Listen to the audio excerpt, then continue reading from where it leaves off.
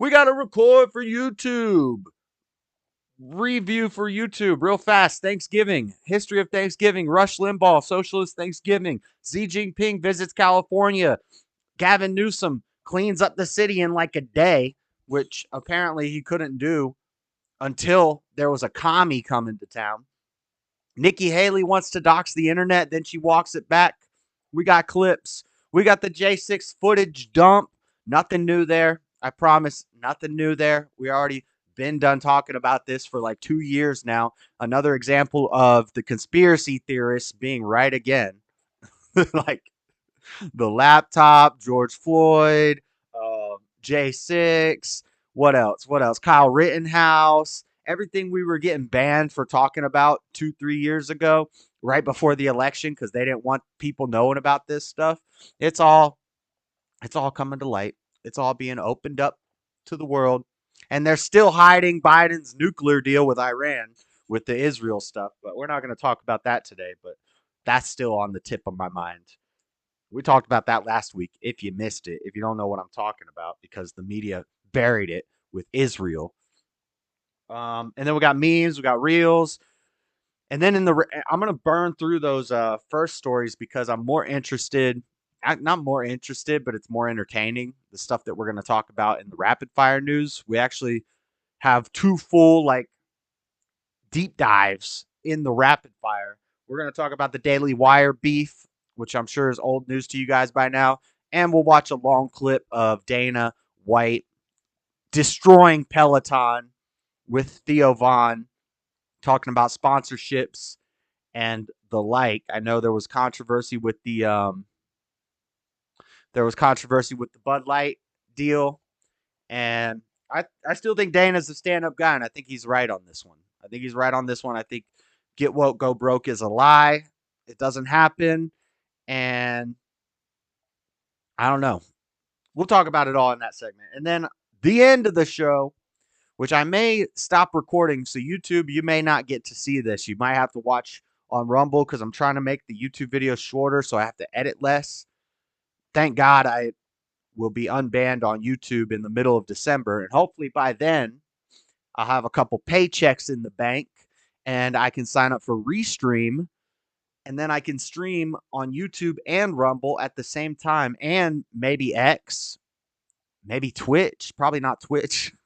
To be honest, probably not Twitch. Not doing this show. We're not doing this show on Twitch, but maybe we'll do it on X or Facebook, as well as Rumble and YouTube.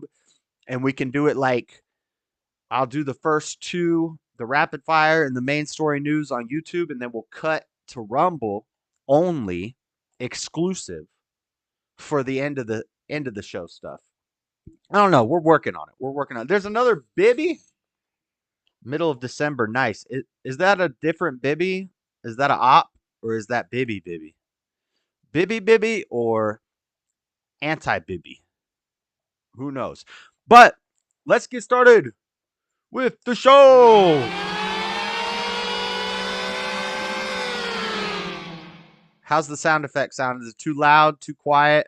Hold on, I just lost my chat. There we go.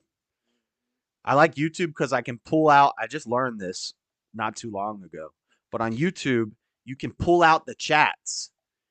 If you're on a computer, I doubt you could do it on a phone.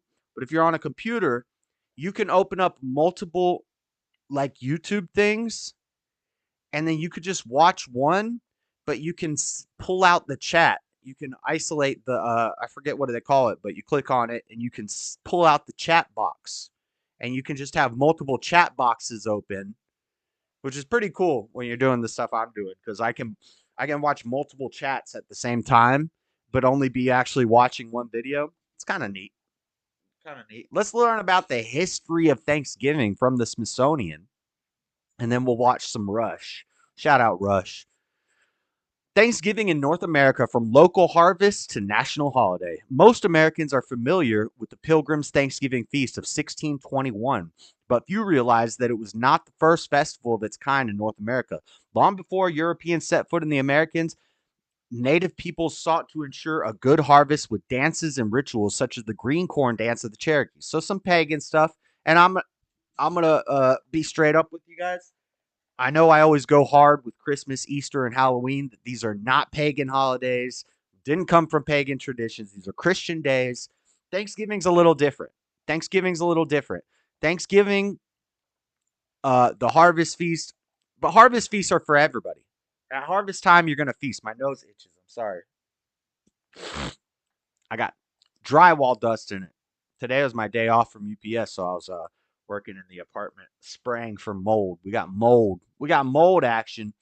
But there is, if you're gonna say a feast is pagan, come on now. Everybody had feasts. Everybody had feasts during harvest time. You have abundance, so you feast. But the dances and stuff, and green corn dances, and worshiping the fire and praying to the spirits, we don't do that on Thanksgiving. So I'm not going to say Thanksgiving is a pagan holiday, but I will say it's not a Christian holiday. It's an American holiday.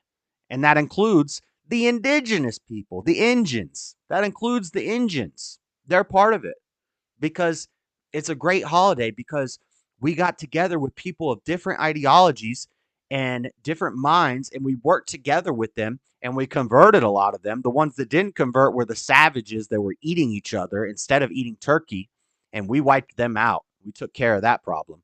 So so it kind of got some Christian roots to it, you know. Come together with your enemy, love your enemy, have a feast, and celebrate success of your pilgrimage. You know how many, and I hate when people say we need to get rid of Columbus Day, we need to get rid of Thanksgiving because these evil pilgrims came and genocided the natives. I looked into this a long time ago. I don't remember the numbers. I'm not good with numbers, but I believe it was like 1/3 of the people on the Nina, the Pinta, the Santa Maria, the Mayflower. Only like a third of them survived the trip. Okay. And there was only like 30 people on each boat. My numbers could be wrong, so take it with a grain of salt. But what I'm saying is by the time they got over, it was not a lot of people.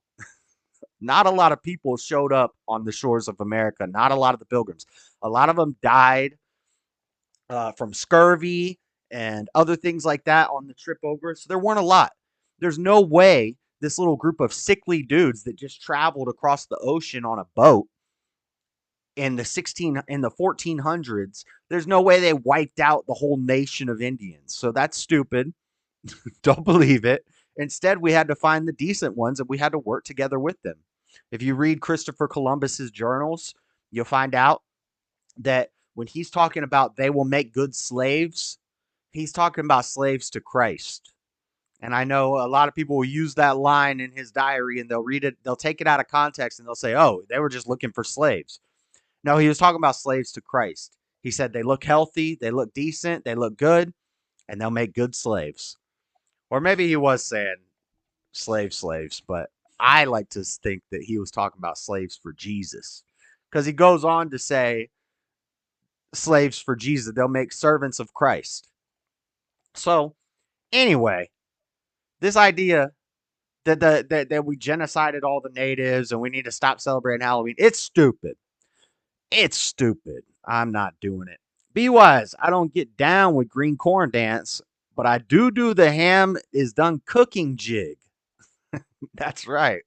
That's right. When you're cooking the food, you might have a little play some not Christian music, Christmas music, same thing. Hopefully, play some Christmas music and then rocking around and do a little jig while you're cooking that turkey and that ham. That sounds about right. I love Thanksgiving. I love Thanksgiving. I'm gonna cook. Hopefully, I gotta I gotta get some groceries, and I spend all day cooking. Wake up early, spend all day cooking by myself, and then just serve it up. Serve it up. Call a few people that don't have a lot. Call a few people that don't got a family to go to on Thanksgiving. Have them come over, eat some food. Let's feast, bruh. Let's feast. Sounds about right. First Thanksgiving service known to be held by Europeans in North America occurred on May 27th of 1578 in Newfoundland, although earlier church-type services were probably held by Spaniards in La Florida. La Florida, I guess that's Florida. However, For British New England, some historians believe that the Popham colony of Maine conducted a Thanksgiving service in 1607.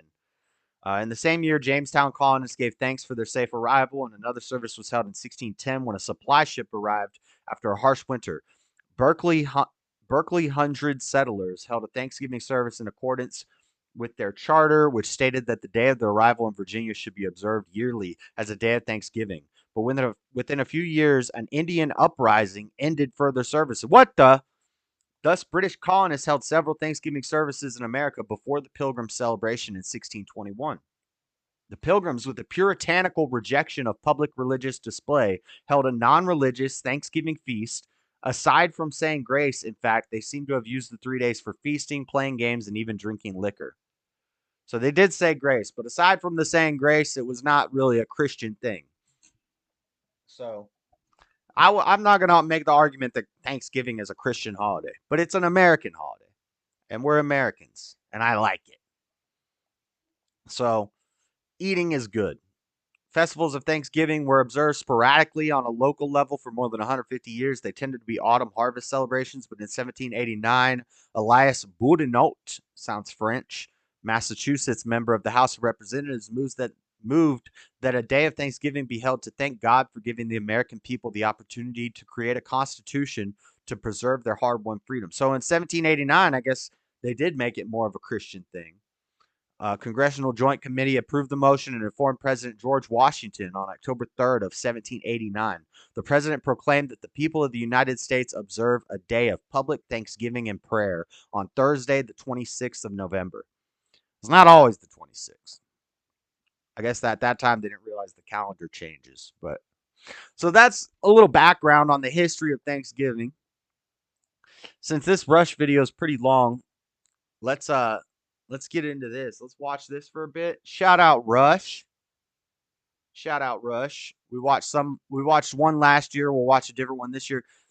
The one we watched last year was 8 minutes long. This one is 15 minutes long. We're gonna start at 2 minutes in, and we're gonna learn some history of William Bradford, and we're just gonna chill. We're just gonna chill and take a look at this, and I will commentate on it. So let's get into this. Shout out Rush, R.I.P. 17th century, they established a harvest celebration that would later become known as Thanksgiving by sitting down with the Native Americans gracious enough to share their land and way of life. And we all know how that turned out. The Pilgrims eventually killed the Indians, conquered their land, and took everything from them. That's the modern... So that's the story we're being told. We're being taught in schools. And they totally leave out all the stuff about William Bradford and socialism in the American socialist experiment. I'm getting ahead of Rush. Let Rush tell you. Multicultural way Thanksgiving is taught. Native Americans were here minding their own business. The Pilgrims showed up. They were incapable. They were incompetent of feeding themselves. They didn't have any hotels. There weren't any houses. They couldn't have gotten by, not the Indians. Bullcrap. And you think these people weren't resilient? You think these people just traveled across a damn ocean? They made a boat? Nobody else had boats. You think we weren't resilient? The white man from Europe, the Puritan, the Protestant, the Puritan, the WASPs. You think we couldn't handle ourselves, bruh? We knew how to build boats. Yeah, we didn't understand gardening in America, maybe. If we got the Indians to help us out with that. But we had ish under control. But we didn't conquer all the Indians by ourselves. We recruited them. They helped us out. And then they became Christians. Pocahontas, Sacagawea, Squanto. They all freaking went to England and came back as Christians with new names. We're not going to dead name Pocahontas, the Bay. We're going to call her Rebecca. You know? We're not going to dead name her. Her name is Rebecca. That's her Christian name. She died as Rebecca. She died married to a white man with a white woman, Christian name, Rebecca. Pocahontas was based. Squanto was based. Sacagawea, I'm not sure. I said Sacagawea, but I don't really know a lot about her. But I do know Squanto and Pocahontas became Christians. And they rode with the white man because they were like, oh, this is a better way of life. This is like way cooler. You guys are like smarter. You're stronger. You got boomsticks and liquor. Y'all are based. We want to ride with you. Tell us about this Jesus guy. And we told them, and they loved it. Some of them. But then some of them were eating each other, so we had to wipe them out.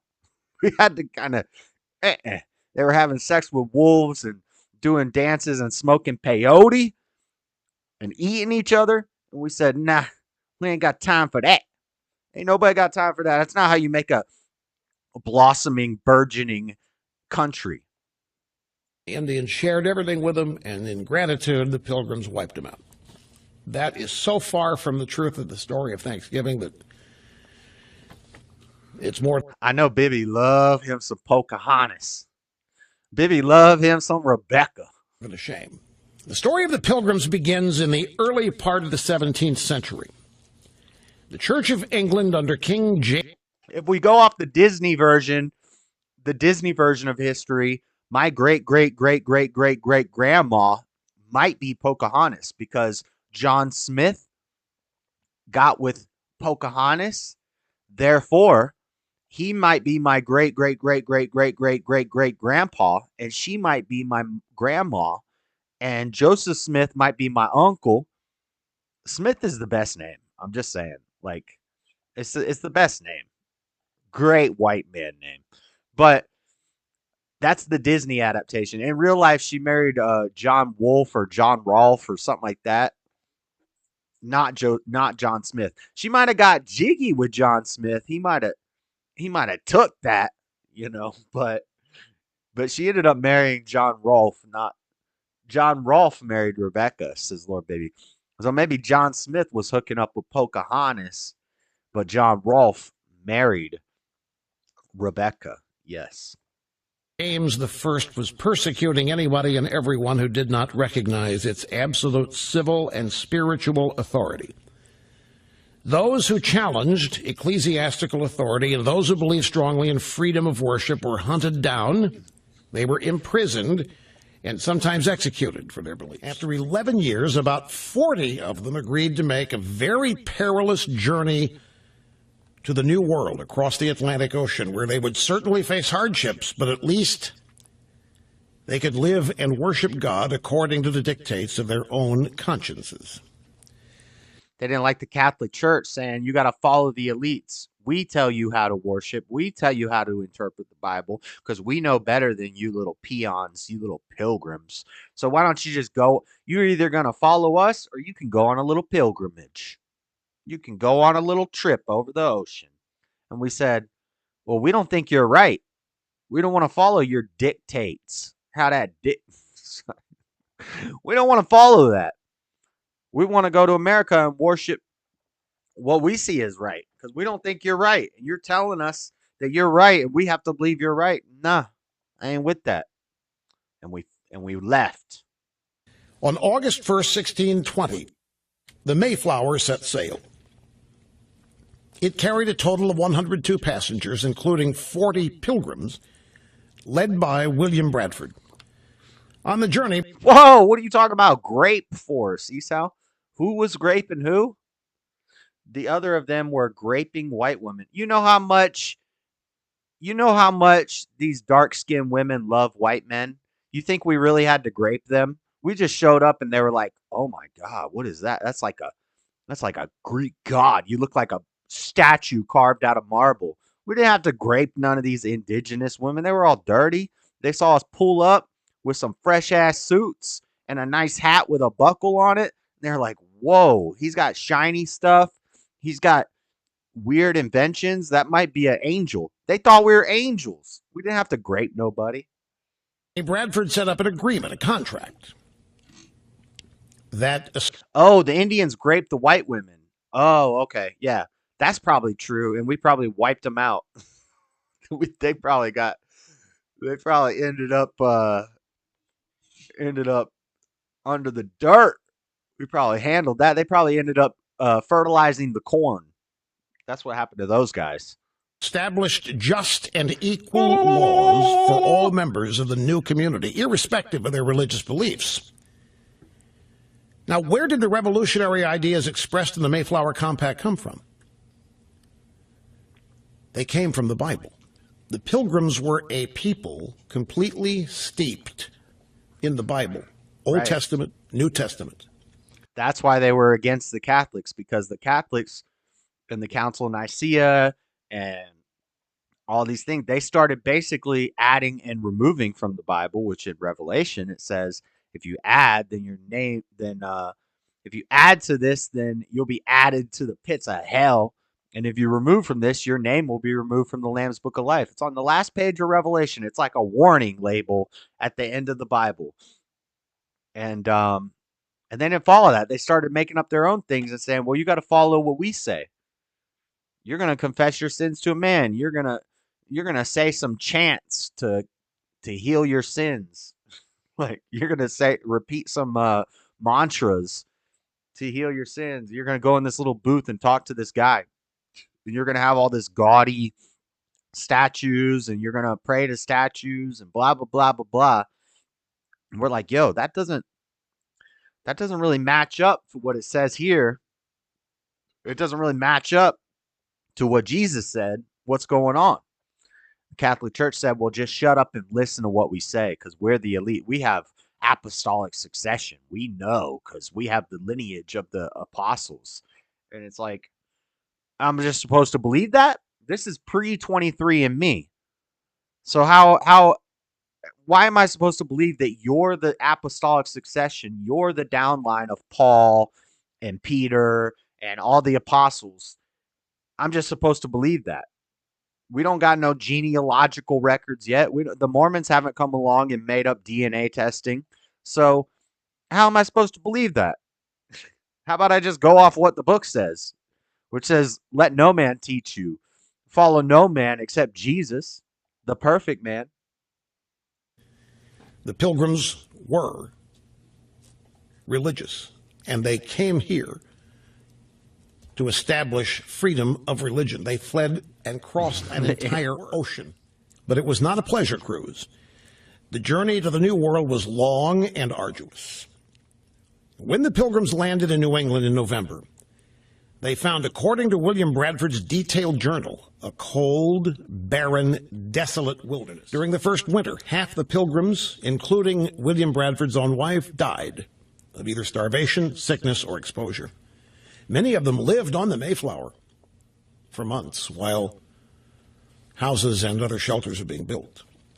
When spring finally came, Indians indeed taught the settlers how to plant corn, how to fish for cod, how to skin beavers for coats. And life improved with the coming of spring for the Pilgrims. But even with all this, they did not yet prosper. Now, this is like, how much teaching is required to know how to grow corn? This is what I said to somebody. I was like, corn is the easiest thing to grow. Corn is like a weed. You just planted it. Maybe not. Maybe I'm wrong about that. Maybe I'm thinking of tomatoes. Growing stuff is not that hard. It's really not. I can do it, and I'm just some guy. I could grow stuff. All you gotta do is add a little water. Sure, you might get bugs, and nowadays we got Google search and we got all these chemicals that we can get the bugs off. But for the most part, it's not that hard to grow stuff. And so they taught us how to what? They taught us how to bury a seed. We didn't know how to do that in Europe. I think this is kind of exaggerated that they helped us learn the land and like how to skin a beaver. It's not that much different than skinning a squirrel or whatever they eat in England. Whatever they eat in Great Britain, it's not that different. It's not, growing corn is not that different than growing whatever food sources they grow in Great Britain. And fishing for cod is not that different than fishing for every other fish in the world. So I don't know. Important to understand, because this is where modern American history lessons often end. Thanksgiving is actually explained in some textbooks as a holiday for which the Pilgrims gave thanks to the Indians for saving their lives, rather than as a devout expression of gratitude grounded in the Bible. The original Thanksgiving was a thanks to God. It was not a thanks to the Indians. This is not to disparage the Indians or the Native Americans. The Pilgrims did not. I love how, what is this? This is 2015. He's still saying Indians on the radio. And I know nowadays people don't like that, but I like how he's old school. 2015. Yeah, I mean, the woke culture was starting up around that time. But it was not a thanks to the Indians for saving the Pilgrims. The Pilgrims thanked God. But it's more detailed than this. Here's the part that's been omitted. Here's the part that the Huffing and Puffington Post either doesn't know or omitted today. The original contract the Pilgrims had entered into with their merchant sponsors in London, they didn't have the money to do this. They were beholden to people who funded them. And they entered into contracts with these merchant sponsors. They call for everything that they produced to go into a common store, and each member of the community was entitled to one.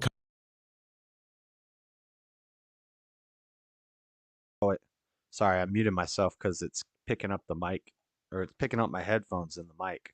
But we tried communism, and he's about to talk about it. This is, I find really interesting, the common share. We tried communism when we came to America. We're like, everybody's just going to share everything. And quickly, we realized, oh, when you just share everything with the community, I know this is a crazy idea. And some people, the communists and the socialists, this blows their mind. But some people are lazy. Some people don't want to work.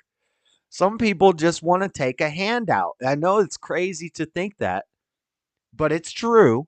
And we tried it in America when we first got here, and it didn't work. So we quickly learned after Thanksgiving, oh, communism doesn't work. Like, we can't just look at every country who's ever tried it throughout all of history and see how quickly they're destroyed. Because here's why: some people are lazy. Some people are just going to take the free handout and not go to work. And then what happens? You're not producing enough to provide for everybody. And people start to starve. It's crazy. That's crazy why they're eating rats in Venezuela. You wonder why. It's crazy when they started locking people in gulags in Russia and everybody was starving, and your allowance, before the gulag started, your allowance was a quarter loaf of bread a month for your family. Why? Because there's no bread makers. Nobody's making the bread. All of the land they cleared and all of the houses they built. No, this is not a sparkly blouse. Oh my God. I feel like I'm in the same situation Nick was in. It's not a sparkly blouse. It's red and white speckles. But in the light with the camera, it kind of looks like a sparkly blouse. Is this the same sparkly blouse Nick wore? Doesn't it sparkle in the camera? I like it. I like it. I don't even care. I think it looks cool as a sparkly blouse. It pops, you know? Belonged to the community as well. They were going to distribute it equally. Everybody was going to get an equal share of whatever everybody combined produced. All of the land they cleared and the houses they built belonged to the community, not to any individual. Nobody owned anything. They just had a share in it. It was a commune, folks. And it was this way by contract, by design. It was the forerunner to communes we saw in the 60s and 70s in California. It was complete with organic vegetables, by the way. They could grow no other than organic. William Bradford, who had become a new governor of the colony, recognized that this form of collectivism was as costly and destructive to the Pilgrims as that first harsh winter, which had taken so many lives. It just wasn't working. There wasn't any prosperity. No, it's not paint flecks from working. This is like where they make the clothes already like damaged. It's got paint splattered all over it, so it looks like you've been working. I'm a commie now, so it's a good commie shirt. I'm going to be part of a union. Looks William like Bradford, I'm working. his own journal, decided to take bold action. Bradford assigned a plot of land to each family to work and manage, and whatever they produced was theirs. Any overages they could sell or share or do whatever they wanted with. But what happened, essentially, was that Bradford turned loose the power of the marketplace. If you're saying it to yourself, you're right. The Pilgrims had discovered and experimented with what could only be described as socialism, and it failed. It did not work. What Bradford and his community found was that the most creative and industrious people had no incentive to work any harder than anybody else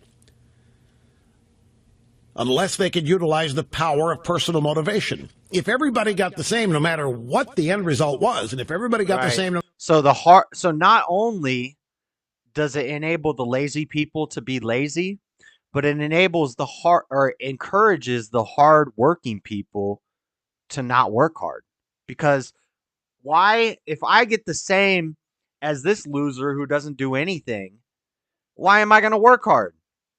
Why am I going to innovate? Why am I going to be creative? Why am I going to come up with new ideas and invent things and make things and engineer things? Why am I going to figure this stuff out and work hard to better our lives if my life is the same as this loser's life who doesn't do anything? This dude just sits around and does nothing all day, and he gets the same that I get, and I'm busting my butt. So you're encouraging lazy people to be lazy, and you're decentivizing hardworking, smart people from being hardworking and smart. And that is a recipe for a civilization to crumble. No matter how hard they worked, they were all essentially members of a union and all socialized. I have not read Atlas Shrugged. That's Ayn Rand. I read Atlas Shrugged in like 2 days. Well, damn, if Seesaw can read it in 2 days, I'll probably read that in 5 seconds.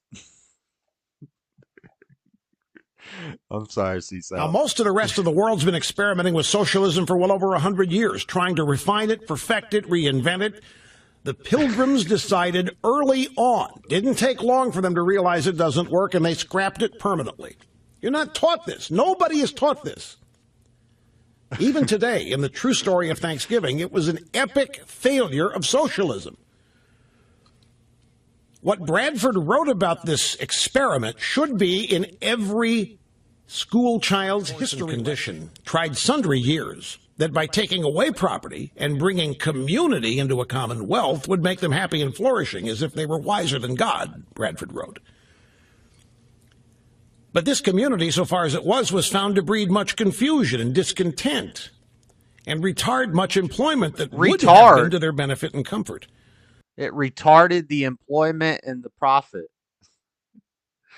Isn't sloth a deadly sin? Yeah. Well, yeah, it is. But, the deadly sins aren't biblical.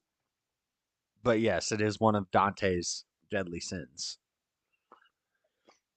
From the Divine Comedy. And it's in the movie Seven with Brad Pitt, which is a really good movie. But that's not biblical. But yes, sloth is one of the deadly sins. For young men that were most able and fit for labor and service, repined that they should spend their lives and strength to work for other men's wives and children without being paid for it, without any recompense. That was thought to be injustice. And how can you be a sloth and a glutton? It's like you're lazy. Nowadays in America, you can be a sloth and a glutton at the same time, which is 2 of the deadly sins, which shouldn't even be possible. Because if you're lazy, you should probably be like skinny and emaciated and like like unhealthy. But now in America, somehow we got fat, lazy people. How the heck does that happen? Shout out Kevin Spacey. Oh, yeah. What's in the box? What's in the box? Tell me what's in the... Well, what's the guy's name? Well, kill me and you'll find out. You will complete my cycle of 7. You will be vengeance. What's in the box? Should you work for other people when you can't work for yourself? What's the point? Bradford was saying it's not working here. There's no personal incentive. And there were sloths. Not all these people were cream of the crop. Some of them sat around, didn't do anything, while others did everything. Poor Brad Pitt. The Pilgrims found, folks, that people could not be expected to do their best work without Poor Brad Pitt's wife or baby. What is it in the box? Is it his wife's head, or is it his baby from out of her belly? I know there's like I'm pretty sure it's her head. Oh, because doesn't he say her pretty little head? So I think it's his wife's head, which means his wife and his baby are dead. Wife's head, I believe. Yeah, I think so too. incentive. So what'd they try next? Free enterprise. William Bradford and the Pilgrims unharnessed the power of good old free enterprise by invoking the principle of private property. Every family was assigned its own plot of land to work, and they were permitted to market its own products, crops, sell whatever overages they had. What was the result? Well, here's what William Bradford wrote. This is in his journal. People profited, so they worked harder because they knew you could grow and there would be a hierarchy, and whoever worked the hardest and produced the most would make the most profit, and therefore the birth of American capitalism.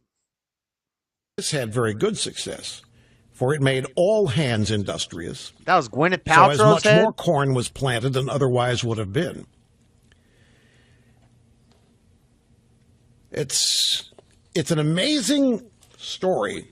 It is an amazing story. When you incentivize people to work harder, to make more money, to better themselves more, it ends up better affecting the community, because now the farmers are growing way more because they want to work, they want to make more, so they're going to grow more. And then there's abundance, and everybody's got abundance, and we have something to be thankful for on Thanksgiving. Praise God.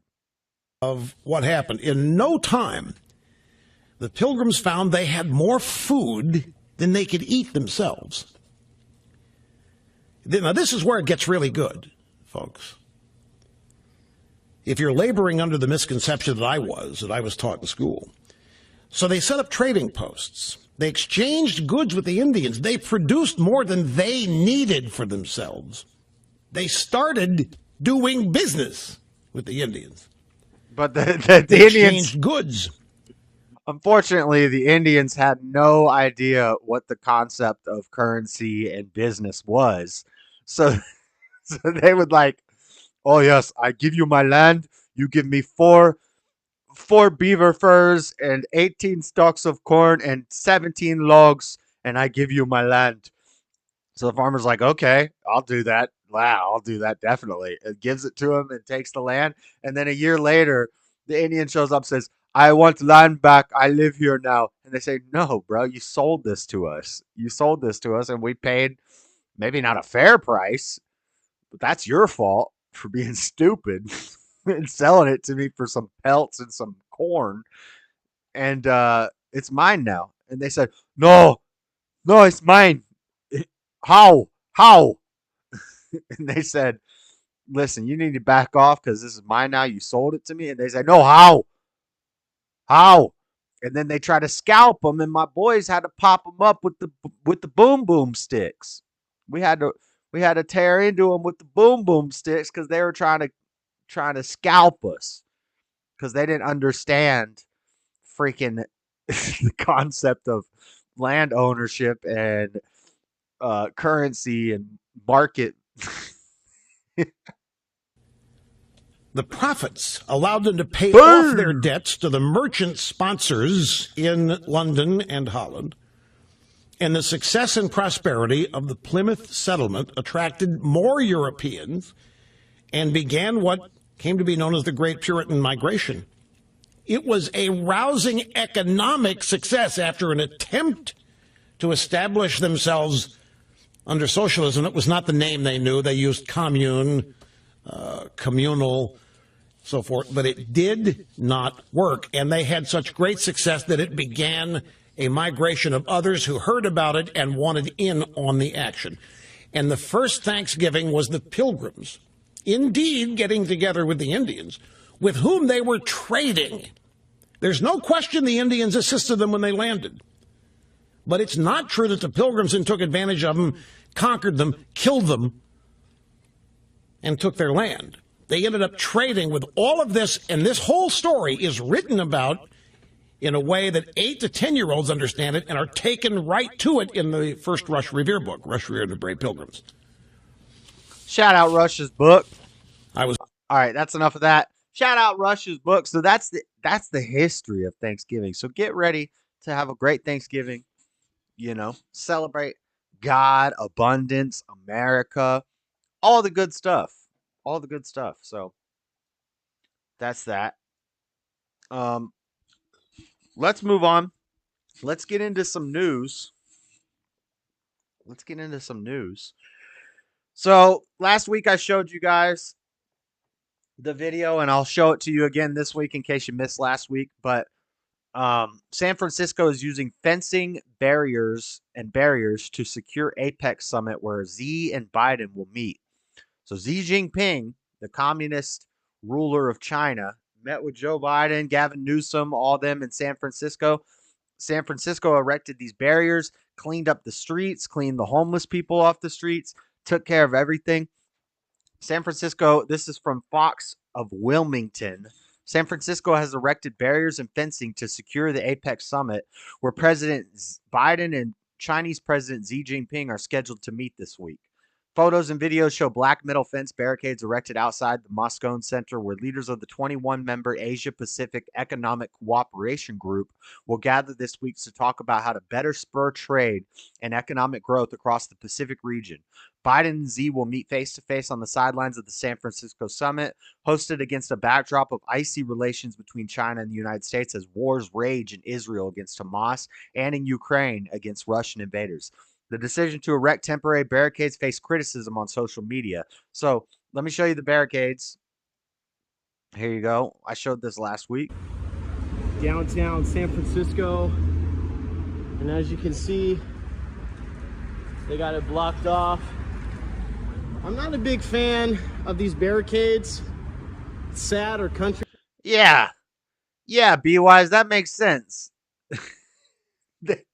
They don't understand land ownership, but yet they think it's their land. It's like a hobo. It's like a hobo when you... I thought about this. I was like, as far as like the Indians and the Pilgrims, it was kind of like hobos and a business owner. And it's like they gather... Like say you own a... Because when I was a hobo, there was some properties that were owned by somebody, but there was nothing there. There's nothing built there. They're not doing anything with it. So the hobos would come and sleep there. But then sometimes, I remember one time I got woke up because I was sleeping outside of this abandoned building. And like these guys in suits woke me up and they're like, hey, you're going to have to get out of here. We're trying to sell this building. And I didn't say anything. I said, oh, yes, sir, my bad. I'm going to leave. Packed up my stuff. I'm gone. I get it, right? But other hobos would freak out because I was a decent hobo. But other hobos would freak out and start trying to attack them and yelling, God, you hate us homeless people, you rich people, eat the rich. And it's like, you don't own that land. The homeless people are like the Indians. They're like, and they'll get chased off and then they'll come back a week later to the same spot. And it's like, well, we can stay. It's free land. We stay where we want to stay. And we used to stay here. You chased us off. It's pretty funny. Back to the clip. Country's not safe enough. Sad they got to put up barricades. Can only imagine how the economy are. Sad. Our country's not safe enough. They have to put up barricades.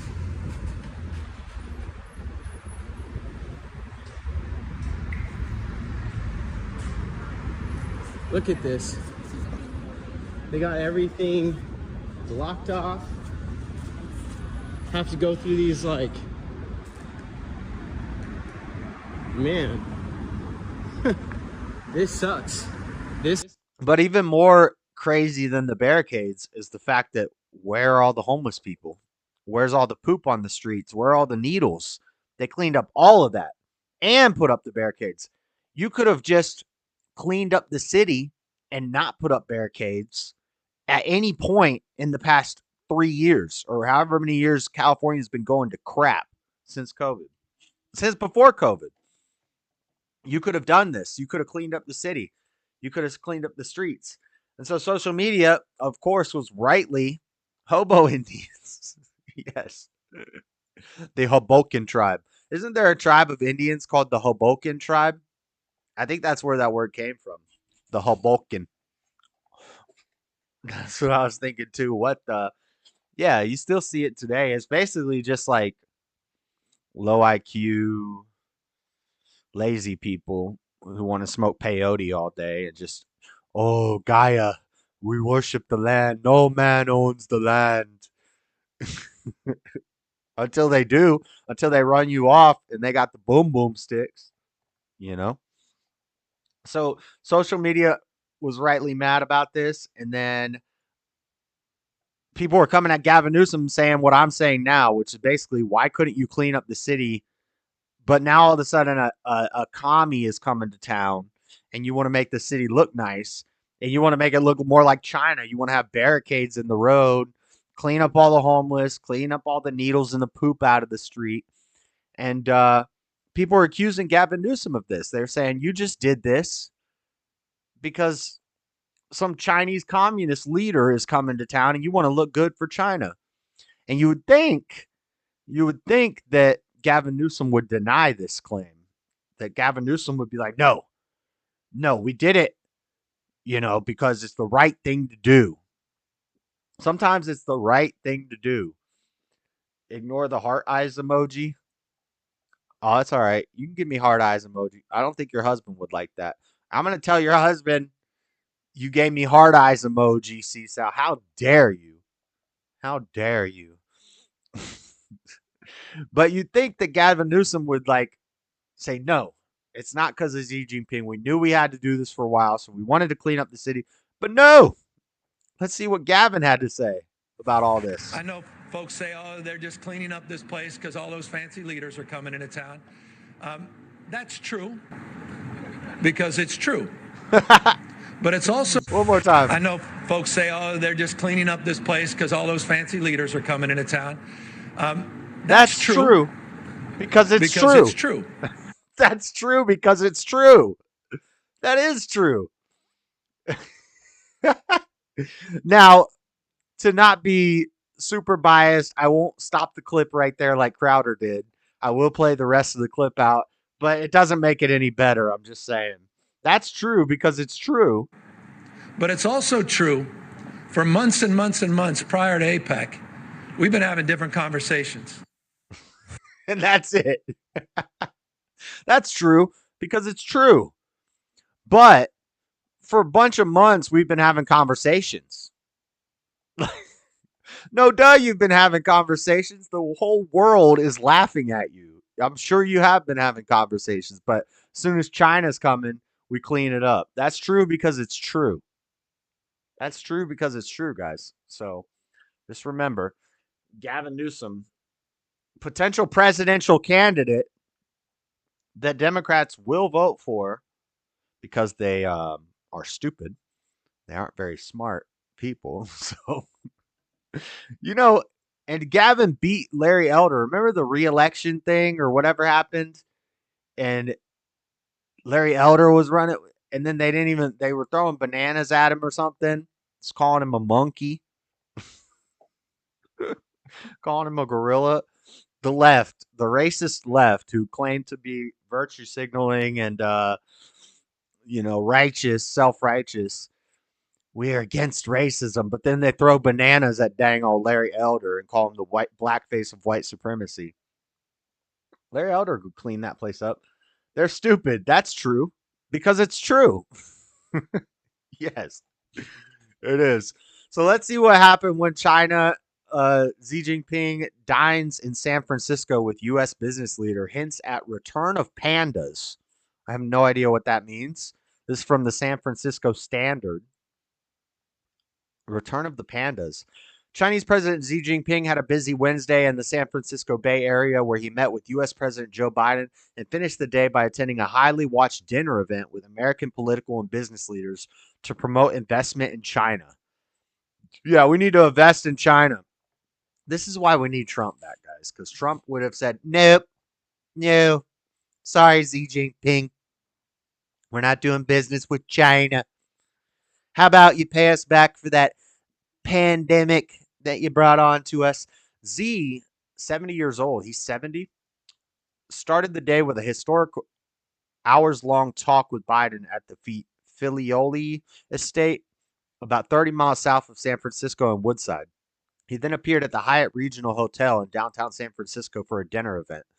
The soiree, organized by the U.S.-China Business Council and the National Committee on U.S.-China Relations, came as China aims to reinvigorate the confidence of foreign investors and concerns about an economic downturn.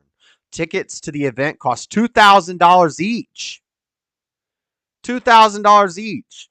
Tesla and SpaceX CEO Elon Musk, Salesforce CEO Mark Benioff, and Apple CEO Tim Cook were also at the event. So all the elites. Ladies and gentlemen, friends, it gives me great pleasure to meet with you, friends from across American society in San Francisco, to renew our friendship and strengthen our bonds, he said. Oh, I should have read that with it. Ladies and gentlemen, friends, it gives me great pleasure to meet with you, friends from across American society in San Francisco, to renew our friendship and strengthen our bond, Z said. He then recounted how his trip this week brought him full circle. My first visit to the United States in 1985 started from San Francisco, and this formed my first impression of this country, he told the audience. Today, I still keep a photo of me in front of the Golden Gate Bridge. This morning, President Biden pulled out this photo and showed it to me. I don't know how he got it, but he showed it to me. Summarizing some of the outcomes of his meeting with Biden, Z said China sympathizes deeply with American people for the sufferings American due to drugs such as fentanyl, which you're making. He and Biden had agreed to set up a working group on drug abuse. China is a producer and precursor chemicals used to manufacture fentanyl, often in Mexico. They get the precursors, they send them to Mexico, and then Mexico mixes them up in a vat and makes their fake fent perks and sends them to America. Presses them up, presses the pills, sends them to America over the border, through our open border. Thank you, Joe Biden. And Joe Biden's meeting with this guy and like being buddy. We are friends. The notorious BID. What up, stubborn one? A return to panda diplomacy. I don't know what this is, so I'm going to read this. Z said China was prepared to invite 50,000 young Americans to China. That sounds like a horrible idea. On exchange and study programs over the next 5 years. Such programs have declined dramatically since the COVID pandemic. Duh. Z also hinted that China may be willing to re-up its panda diplomacy, a decades-long initiative that saw China loan the rare animals to a number of U.S. zoos. Oh, great. Well, that sounds like a priority, guys. We don't have enough problems with dang jackals coming across the border. Now we got to get pandas sent in from China. Is this code word for immigrants? Is this panda? We're sending 50,000 pandas to zoos in America. Is this code word for illegal immigrants from China? 3 giant pandas left their enclosure at the Smithsonian's National Zoo in Washington, D.C. this month, marking the end of more than 5 decades of China pandas being housed. This is really important. This is really an important issue that when Xi Jinping, the communist leader of China, visits Joe Biden, the communist leader of America, we really need to discuss the problem with pandas leaving American zoos. This is a serious issue, guys. I was told that many American people, especially children, were really reluctant to say goodbye to the pandas and went to the zoo to see them off, Z said. What? This is news to me, guys. I grabbed this article and I did not read. A lot of times, sometimes I'll read the article before I do the show. Sometimes I'll just skim through the article and I'll be like, that looks like a good article. Let's put it on the show. I had no idea that this article, I saw it in the headline talking about pandas, return of the pandas. And I was like, what's that? So I'm learning about this right now, as you guys are probably learning about this. Did you know that we had a panda shortage in America's zoos? That and they got a zoo in San Francisco. Don't they have like a San Francisco zoo? Maybe that's why he came to San Francisco, because we have a panda shortage. We need Chinese pandas in our zoos, because what else are the people going to look at and be like, oh, that's cute? A dang old vicious eucalyptus eating high koala bear? No, no. Koalas will rip your face off, and they're high all the time off eucalyptus. So Americans are like, we're tired of these dang high eucalyptus eating pandas or koalas. We need some Chinese pandas quick. And the sun bears, which are people in bear costumes. I think they come from China as well. So I think really what's happening here is they're putting people in bear suits, sun bears, and pandas, and they're shipping illegal Chinese immigrants to America while we're shipping our smart Americans over to China to be educated. And you know who's going over to China? You know, these kids, these young high school, college age kids, the most brightest, engineering mind, great, as Lin Yin Chin would say, the robot white people that we're shipping over to China. They're going to get indoctrinated into communism, and then they're going to come back to America, and they're going to be like, oh, we need to be more like China. Let's have coffin apartments. Let's have coffin apartments. You know what a coffin apartment is? Let me see if I can pull it up.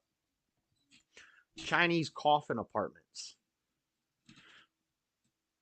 Let's see if I can pull it up. Coffin homes of Hong Kong. Look at this. I want a video. I want a video. Let's look at images. Damn! Look at this. This is what these college kids who are going to China are going to be indoctrinated into engineering in America. Chinese coffin apartments. Is Hong Kong in China or Japan? It's Chinese. Look at this. This is what they want to do. And we've talked about this in the very first episode of the Dreaded Conservative show. It was not on a Monday. And it was me reading something that I got in the mail from the Salt Lake City, Utah government, talking about redistricting, rezoning Salt Lake City. And basically, in the proposal that they were trying to get people to vote on, I voted against it. But in the proposal, it was basically Salt Lake City wants to buy up a bunch of these single-family home properties. And guys like Destiny talk about this all the time. The left is very pro this, which is basically in cities, in blue cities, they want to buy up all the single-family home districted properties, and they want to turn them into communal living places. They want to do this in Salt Lake City. They want to turn it into 6 little apartments with one living area where you have one shared bathroom. It's like a locker room bathroom, and then you have a kitchen and a living room, and you have 6 apartments. And maybe that's a good idea for poor people, because if it was like $100 and you get a bedroom and a shared living area, I could understand it. For single guys who aren't making a lot of money, makes sense. But the problem is they're proposing this and the rent is like $600. So you could pay $800 and have a 1-bedroom apartment, or you could pay $600 and have 1 bedroom that you share a communal living area with 6 people. And it's just the progression to coffin apartments in China. And now we're going to send our brightest minds over to China to learn how to build these things. Oh, it's coming. Oh, it's coming. Trust me. Why do they call them coffin apartments? Well, because they look like this. Because it's a bed, and that's it. It's a bed in a coffin-sized space, and, you have one power outlet. You got your little TV. As long as you got your screen time, and eventually it'll be pods and helmets and VR helmets, and you'll just live in this little pod and share your communal living area. This is what they're... Look at this. Look at this. This is disgusting. And this is what we're going to do. This is what we're going to do 20 years from now. This is New York. This is California. This is Salt Lake City. This is every blue city in America. And then they'll have walls around the city. They'll make it a 15-minute city, barricades, no cars. You're not going to be driving. Oh, you think this electric car thing? I used to think maybe they'll give you a voucher for an electric car one day. But then I realized, oh no, they'll just get rid of cars. They'll do the electric thing and then the grid will crash. And then they'll say, well, we can't have all the energy for the electric cars. So instead, we'll just do 15-minute cities where you can get everywhere on foot. So never leave your city. And if you want to leave your city to go to another city to visit your family, well, you're basically going to have a localized passport. And it's going to be like, as hard as it is to travel out of the country, it's going to be that hard to travel out of your little 15-minute coffin apartment city. Coffin living. Yeah, it's crazy. So that's what's going on. We got more articles. President Xi Jing Ping and Joe Biden seek to turn back the clock at San Francisco summit. I'll just play this video for you guys instead of reading the article. I got to go take a quick potty break. So check this out. Success with your meeting with President Xi. To get back on a normal course here's of this corresponding, genius. being able to pick up a phone and talk to one another if there's a crisis, being able to make sure our military still have contact with one another. If the average if the average citizen in China was able to have a decent paying job, that benefits them and it benefits all of us.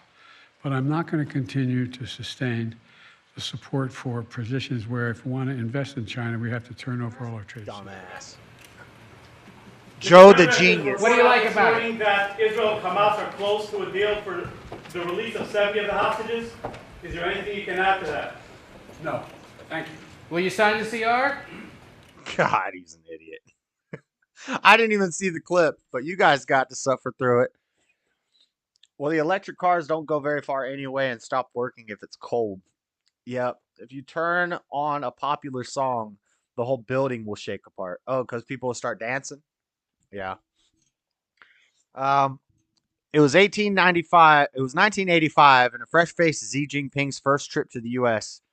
Or anywhere outside of China, so it's believed. Wearing a brown jacket over a gray. Okay, I don't care about your editorialization time. You don't need to make a news article into a dang Stephen King novel. I don't need to know what he was wearing. And anyway, young President Xi Jing Ping visits America for the first time. 1985. He's 70 years old now. So he would have been like 40. Not that young. 40 something. Back then, Xi was a junior Chinese official leading a delegation to the U.S. to study modern agricultural techniques. Xi visited, stealing our intellectual properties, by the way. Xi visited the U.S. 4 more times before he assumed Chinese leadership in the late 2012 and has returned 4 times since. So he's been in charge of China for 11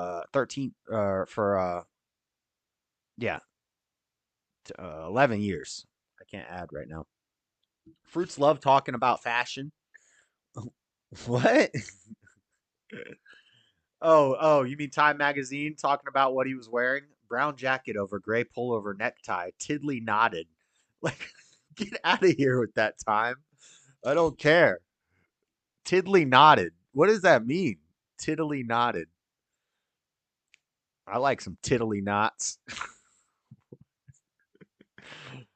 Chocolate cake returned sometimes, most recently sharing chocolate cake with former President Donald Trump at Mar-a-Lago in 2017. And I seen a TikTok of Putin and Xi Jinping meeting, and they both have champagne glasses, and they cheers the champagne glass, and then they both are supposed to take a sip, but they both look at each other, and they're both like, "Nah, I'm not gonna drink that." Neither of them drink it because they're both scared of getting poisoned by the other one. But when you show up to Trump's house, you're gonna eat that chocolate cake. Trump gonna hook you up with the chocolate cake. As predictions go, it wasn't. I don't really care about this article. I think we spent enough time on this. At APEC, let's learn about what happened at APEC, though, from Reuters. Maybe a little less editorialization, more facts. San Francisco, U.S. President Joe Biden on Thursday said he would keep working to advance a Pacific Trade Pact, even as his vision for a regional. Are we just trading pandas, though? Are we trading pandas for American college, smart college age kids? Are we trading them for pandas? Is that the trade deal? Even as his vision for a regional deal to counter China's influence stumbled over his bid to strengthen the workers' rights. Our work is not yet done, Biden told corporate CEOs. Our work is in San Francisco, where he attended a summit of the 21-member Asia Pacific Economic Cooperation APEC Forum. I hate the acronyms. I hate acronyms. I'm so sick of there's so many acronyms when you do this sort of stuff where you talk about geopolitics and news and stuff. There's so many acronyms and I can't remember any of them. We will continue working to better facilitate high standard trade that advances workers' rights through strong enforcement of labor standards. Communist stuff. I can't talk because now I'm going to be working for a labor union, but it is what it is. Biden was also to take part on Thursday in an event for the Indo-Pacific Economic Framework, IPEF, a 14-nation group his administration established. We got BRICS, we got IPF, we got APEC. Hopes for IPEF trade deal were dashed this week. Members could not agree on improving labor and environmental standards or compliance. People briefed on the talk said. Speaking of me working for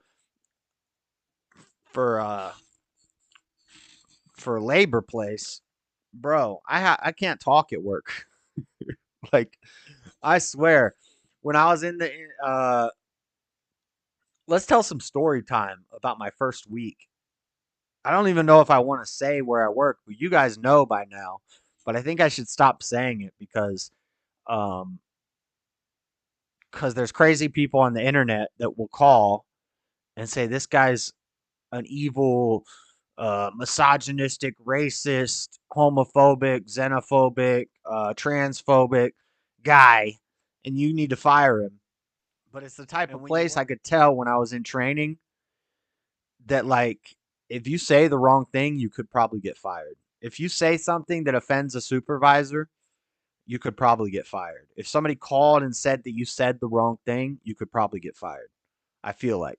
I don't know that for sure, but it definitely, when you have these labor unions and stuff, it's definitely the type of place where you could feel that there's probably diversity training. Like if I said something insensitive, I would probably have to do some sort of racial diversity training, which I don't just go around. The stuff I say on the show and the person I am on the show, these are my beliefs. These are the things I really think and I really believe. But don't think that I go around walking around just like I meet somebody new and we go to have lunch and I'm going to start talking about politics and religion. I understand socially there's a time and a place for everything. And yeah, if I'm at a party and we're drinking and some guy wants to debate with me, we'll have a little discussion and it'll be fine. Nobody's going to get mad and start calling names and stuff. It's way different in real life than it is on the internet is what I'm saying.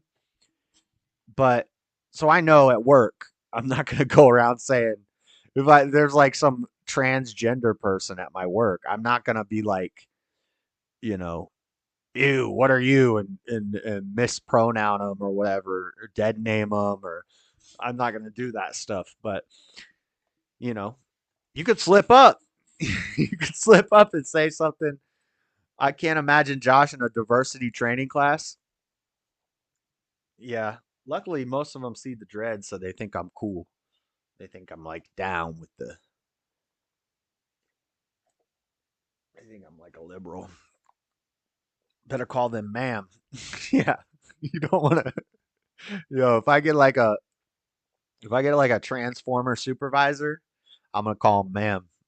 I will not, because you get fired real quick. I could tell. I could just tell in the training and the new hire stuff that yeah, it was that it had that vibe. But that's fine. I'm just there to work and get out. I'm gonna do my job. 5 hour shift, not bad.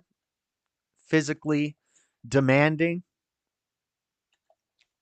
Um, I like it. I like it so far a lot. I get there, stuff starts coming down the thing. You put it on the truck, write the number, put it on the truck, write the number. My supervisor asked me the other day after my first week was over, she's like, "Do you have OCD?" And I said, "Not really." I said this in the stream the other day, but if you weren't watching, she asked me as we were walking out of the building, she's like, "Do you have OCD?" And I'm like, yeah, I mean, kinda. I haven't been diagnosed. I'm not on medication. I don't have to close the door 6 times when I walk out of a building, or I don't have to like wash my hands 8 times when I do. I'm not like that, but I'm very organized and very, I need things to be where they need to be, very specific, clean. And she's like, yeah, I could tell you got a little bit of the OCD in you, because she's like, your truck looked nicer than all the other trucks. Everything was arranged and I fit things into all the holes and I make it look nice. And she's like, yeah, we really appreciate that, because that makes it way easier on the drivers. And as we're finishing uploading the trucks, the drivers are showing up.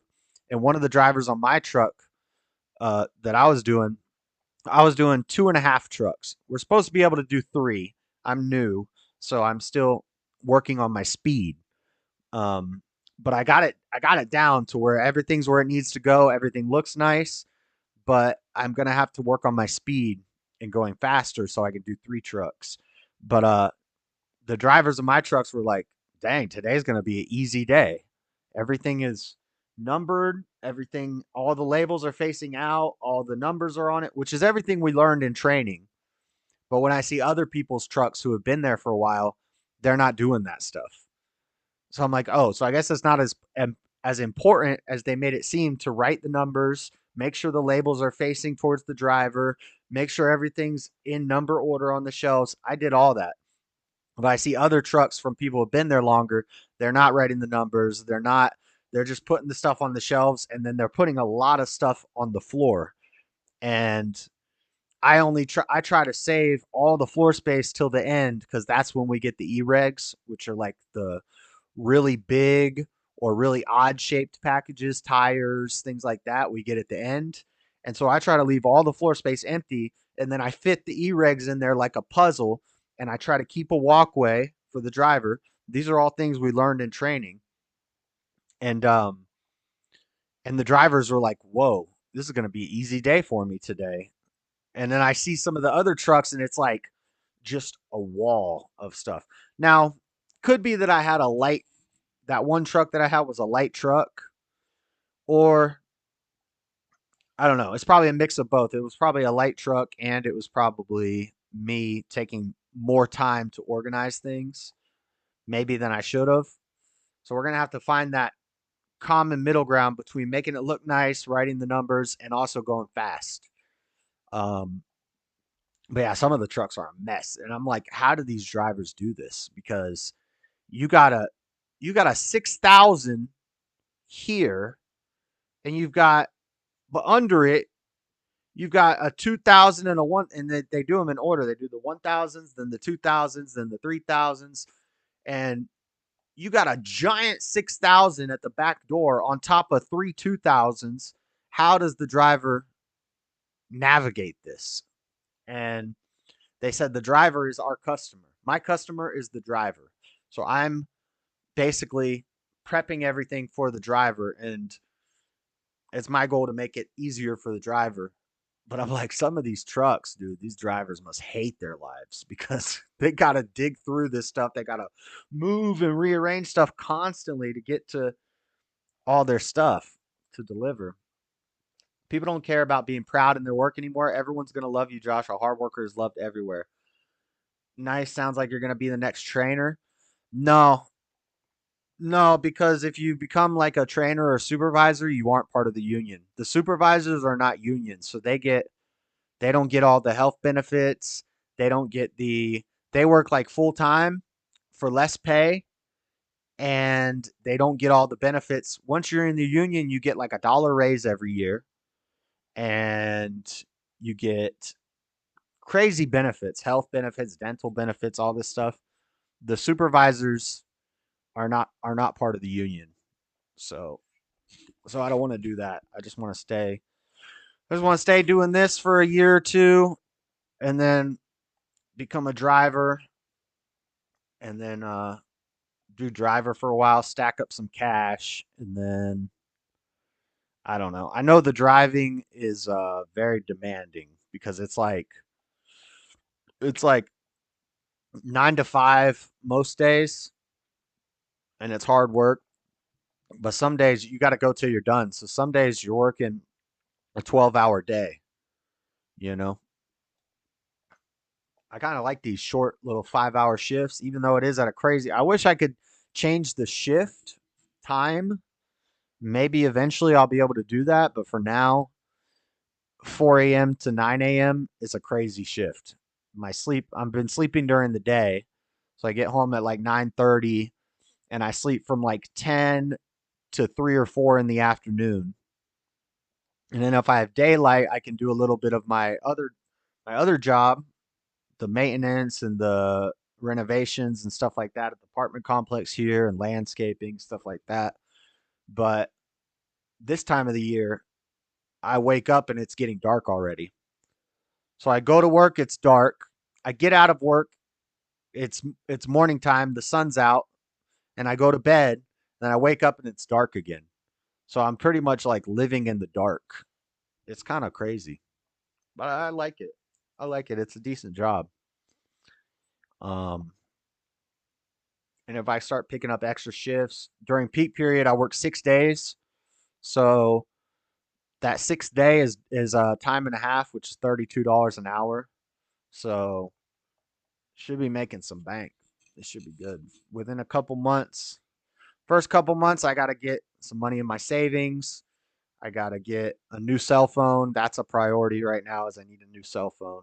I need to get some money in my savings as like a safety net in case, whatever. If they stop me at the end of peak period, I need to have a couple months of rent. They said they might at the end of peak period, they might let me go, but then they might call me back. That's usually what they do, they said. But if I outperform all the other peak period employees, then they might just keep me around. So that's the goal right now. That's the one thing I'm stressing about is that the end of January, if they let me go, I have to have something else lined up.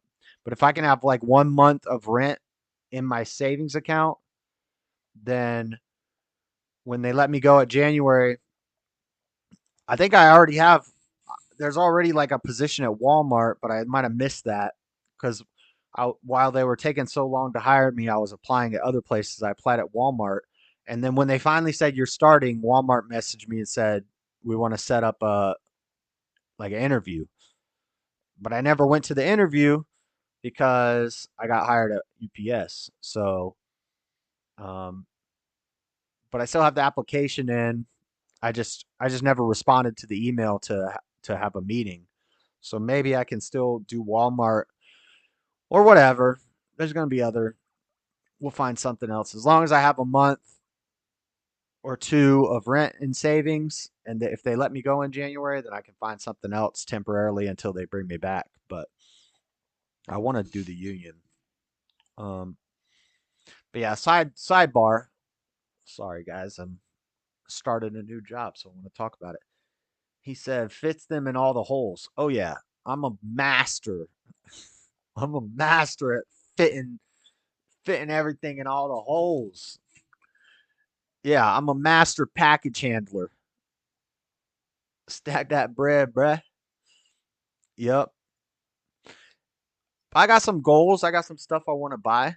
I need a new phone and maybe some what I want to do is turn this bedroom into the studio and have the futon over there and like a table and have this whole room be like studio room. And then the other bedroom, I want to get a furniture set.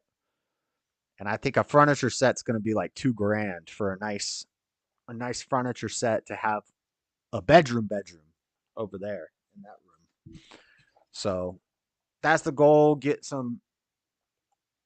Fix up the apartment, new stuff for the studio, a couple new things for the studio, and then bedroom furniture set, cell phone, and then by next year, by Christmas next year, and tax time and all that stuff, I want to get a new computer, a nice computer.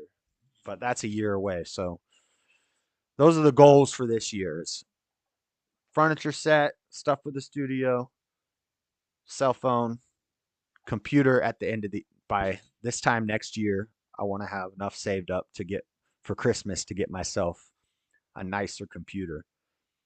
And also, I'm going to be able to, instead of paying $10 a month for my editing thing, I can pay $50 for a year, which is way better. And then I'm going to get Restream so that we can stream on Rumble and YouTube and other places. So, should be good. That Brit. That Brit. All right. Speaking of Joe Biden, since we played one Joe Biden clip, let's play this 16-second clip of Joe just being Joe. Thank you. And I love your ears. I love them. They're really cool. What's your name? Catherine. Catherine, what a beautiful name. That's my mommy's name. Well, nice. Yo, Catherine is frightened right now. Catherine is afraid. How old are you, 17? No, Joe, that's a 6-year-old. That is not a 17-year-old, and 17 is only legal in some states. 6. Thank you. And I love your ears. I love them. They're really cool. What's your name? He wants to kiss him. Catherine, what a beautiful name. That's my mommy's name. Well, nice to see. How old are you, 17? 6. Thank you. And 6. I love your... All right, enough of that. That creeped me out. That's creepy. Just wanted to throw that in there. Creepy Joe. Creepy Joe. Creepy Joe Biden. He's approaching young girls, asking about their ears. He says they're 17. They're obviously 6. I'm scared and I'm grown. Yeah. Yeah, that'll frighten you real quick. And last thing on China. Is China prepping for war? While we have the APEC summit, is China prepping for war? This is from September. China preparing for war from the Hill from September. China preparing for war with U.S. Air Force Secretary says. Air Force Secretary Frank Kendall on Monday warned that China was building up its military to prepare for a potential war with the U.S. We're here at APEC cleaning up the hobos off the street, talking about pandas and sending Americans to China to study. Meanwhile, China is prepping for war with the U.S. We got it from the Department of Defense. China is developing new intercontinental ballistic missiles. These may also be conventionally armed missiles. If developed and fielded, such capabilities would allow the PRC to threaten conventional strikes against targets in the continental United States, Hawaii, and Alaska, the official said. So this is all about China prepping for war from the Department of Defense, as well as from news agencies a couple months ago. So, yeah, that's China. Here's China flying this is a Chinese military jet intercepts a Canadian Armed Forces aircraft. Check this out. We're watching closely here as this Chinese fighter jet intercepting the Canadian Armed Forces Aurora plane that we're on board. It's within a few meters of the wing. Look at that. Wow. China. About as close as you can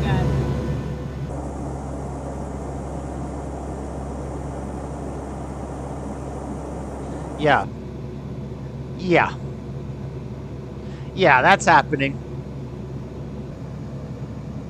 So yes, Chinese aircrafts are intercepting. They're playing bumper boats in the ocean. We've talked about that, how they're off the shore of Alaska and they're playing bumper boats with Taiwan boats, and they're just bumping into boats and having fun with these billion-dollar pieces of equipment. They're just out there playing bumper boats. So yeah, China's a problem. China's a problem. But enough of the APEC, enough of the China stuff. Let's move on. Let's talk about the Nikki Haley gaffe, the Nikki Haley blunder. I think she's going to be the next one to drop out of the race. Hopefully Chris Christie gets his butt out of there, because I'm tired of that guy. I think Tim Scott. I think it's going to come down to DeSantis and Vivek. DeSantis, Vivek, and Trump. And there was a dinner with Nikki Haley, Vivek, and DeSantis recently, and maybe in a stream tomorrow or the next day, we'll watch that during the stream because it's like an hour and 45 minutes, and I haven't watched it yet. I watched some of it; looks interesting, so maybe we'll watch that in like a gaming stream later in the week. But for now, we'll talk about Nikki Haley's gaffe. Basically, Nikki Haley wants to dox the entire internet. Nikki Haley from Business Insider wants you to verify your identity on social media. And when I first heard this, I was like, that doesn't seem so bad. Then she got all the backlash, all the social media backlash. And I was like, oh, the backlash does make sense. I didn't really catch that basically she's saying she wants to dox the entire internet. And, but her point about the algorithms and social media needs to expose their algorithms to us, that stuff makes sense. But then when she said everybody needs to be identified on the internet, what's that all about, Nikki? So, and I've heard some commentators say some things, so I kind of fact checked them, and we're going to talk about that right now. She wants to verify your identity on social media. Let's play the clip of her saying this originally, and then we'll play the walk back, and then we'll talk about how Nikki Haley built a fortune when she was dang near bankrupt after working with the embassy. So let's play this clip. Social media companies, they have to show America their algorithms. Let us see why they're pushing what they're pushing. The second thing is every person on social media should be verified by their name. That's, first of all, it's a national security threat. When you do that, all of a sudden people have to stand by what they say, and it gets rid of the Russian bots, the Iranian bots, and the Chinese bots. And then you're going to get some... What about the American bots? Accountability. When people know their name is next to what they say, accountability, and they know their pastor and their family member is going to see it, it's going to help our kids and it's going to help our country. So when I first heard that, I didn't think it was that controversial, but then I realized, oh, it's a privacy thing. But there's been talks about, does the First Amendment protect this? I don't know. But yeah, we should be able to, I don't know. It's a tough thing. Like, is the backlash justified for this? Because doesn't that kind of make sense that you should have to put your name on what you post on the internet? And I don't know. This is a tough one because I don't understand the constitutional law around it and things like that.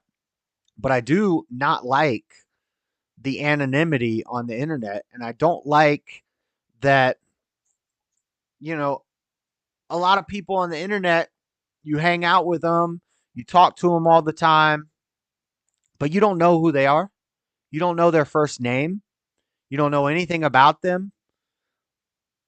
And so I don't know. This is kind of a tough issue, but she got a lot of backlash over saying that. Everybody's like, basically, she wants to dox the whole internet. And I don't know. Maybe I'm like an outlier because I'm like, yeah, I kind of would like to know who I'm talking to. And a lot of these people, with free speech, free marketplace of ideas, the town square, you can't go. I guess you could wear a mask or something. But if you go out in the town square and you put down a soapbox and you start shouting into the town square, which you have every right to do under the First Amendment, people are going to know who you are. Like, the community is going to know who you are. People are going to see your face. They're going to know who you are. Whereas now on the internet, we've got commentators who never turn on their camera and they talk trash about how you look or how, there's one guy, what's his name? Undead Chronic. A lot of people like that guy, the no hymen, no diamond guy.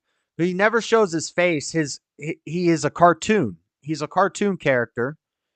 And he tells people, you need to go to the gym more. You need to go to the gym more. And it's like, from the way your voice sounds, you sound like a fat autistic guy. Seriously. I can hear it in your voice. I have a picture of you in my mind of a fat autistic guy who doesn't go outside very much. And you're telling me to go to the gym. And it's like, but you don't have the balls to show your face. Why? Because you're going to get fired from your job? I could get fired from my job for doing this. I'm still doing it. So I don't know. I kind of see where she's coming from with that. But there was a lot of backlash. She walked it back from AP. Nikki Haley walks back her demand that social media ban anonymous posters after facing GOP backlash. On Wednesday, partially walked back her proposed requirement that social media companies ban people from posting anonymously online for national security reasons, a stance for which she drew backlash. Now, actually, let me take, and again, this is just me thinking out loud. I could be way wrong on this, but now I just thought of something that makes sense. First Amendment protects putting up flyers. It protects uh, sidewalk chalking, chalking on the sidewalk a message, and you can do that anonymously. You could put flyers around town and not have your name on them. So I think constitutionally she is wrong on this, and I understand the backlash about doxing the whole internet.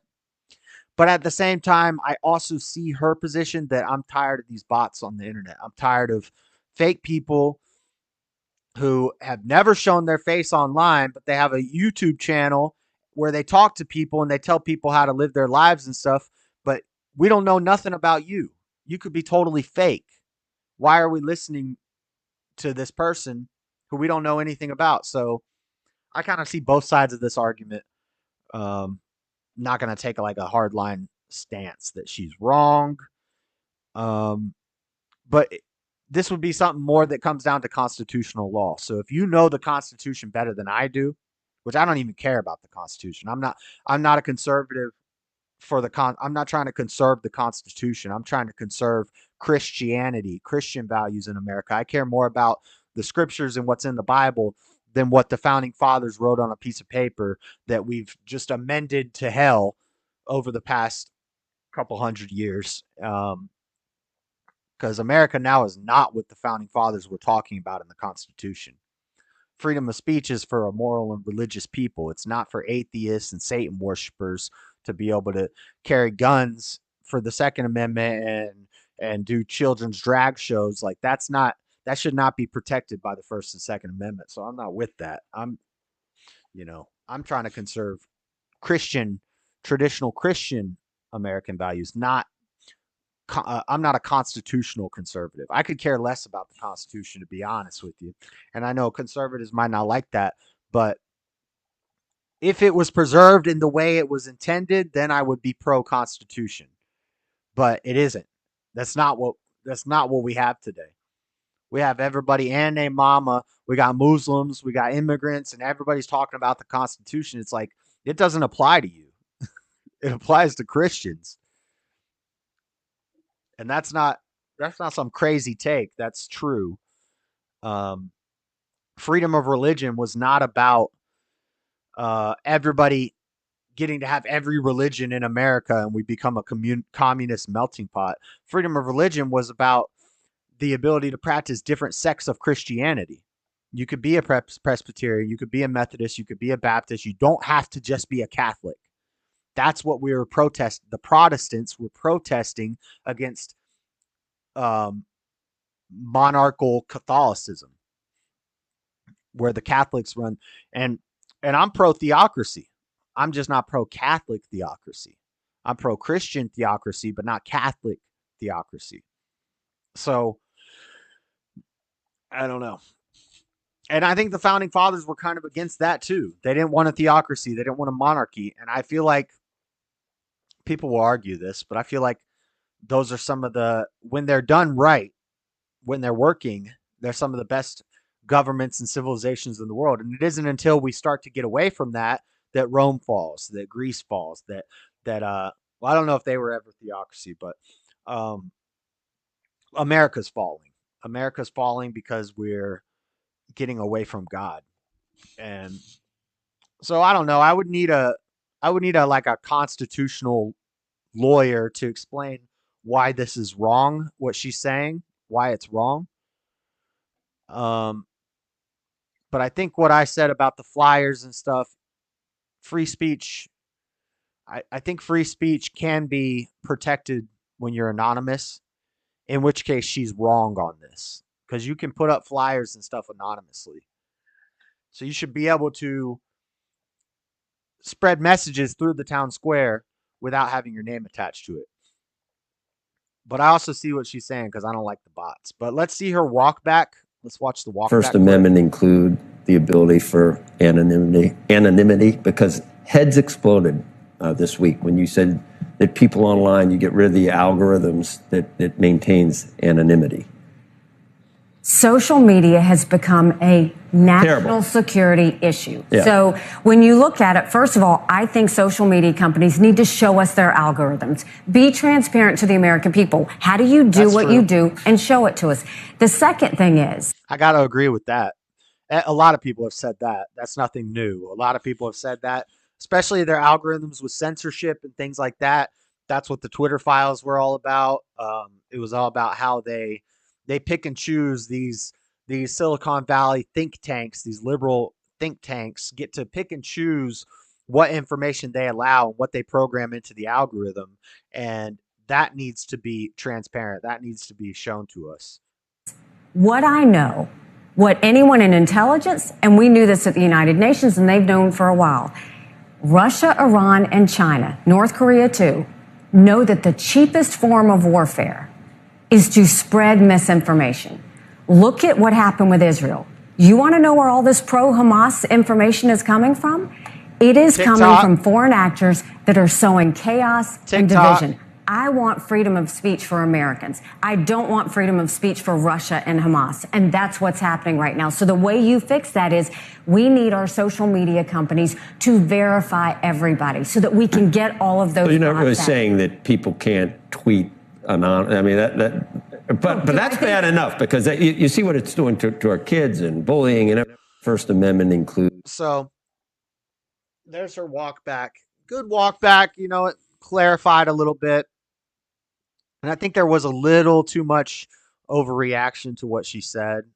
I kind of get where she's coming from. But a lot of people want to be anonymous on the internet. And I get it, I guess. But speaking of Nikki Haley, she built an $8 million fortune and helped bail out her parents. So after she left the embassy, she was basically broke. She was almost broke. She started charging $200,000 per speaking gig. She was flying on private flights. So she basically got involved with some lobbyist groups. And the theory is that she's not really running to be president, but she's running to secure a job with some sort of social media company or security agency to do this stuff, to make everybody not be able to be anonymous on the internet anymore, and that this is some nefarious plan. And it seems accurate.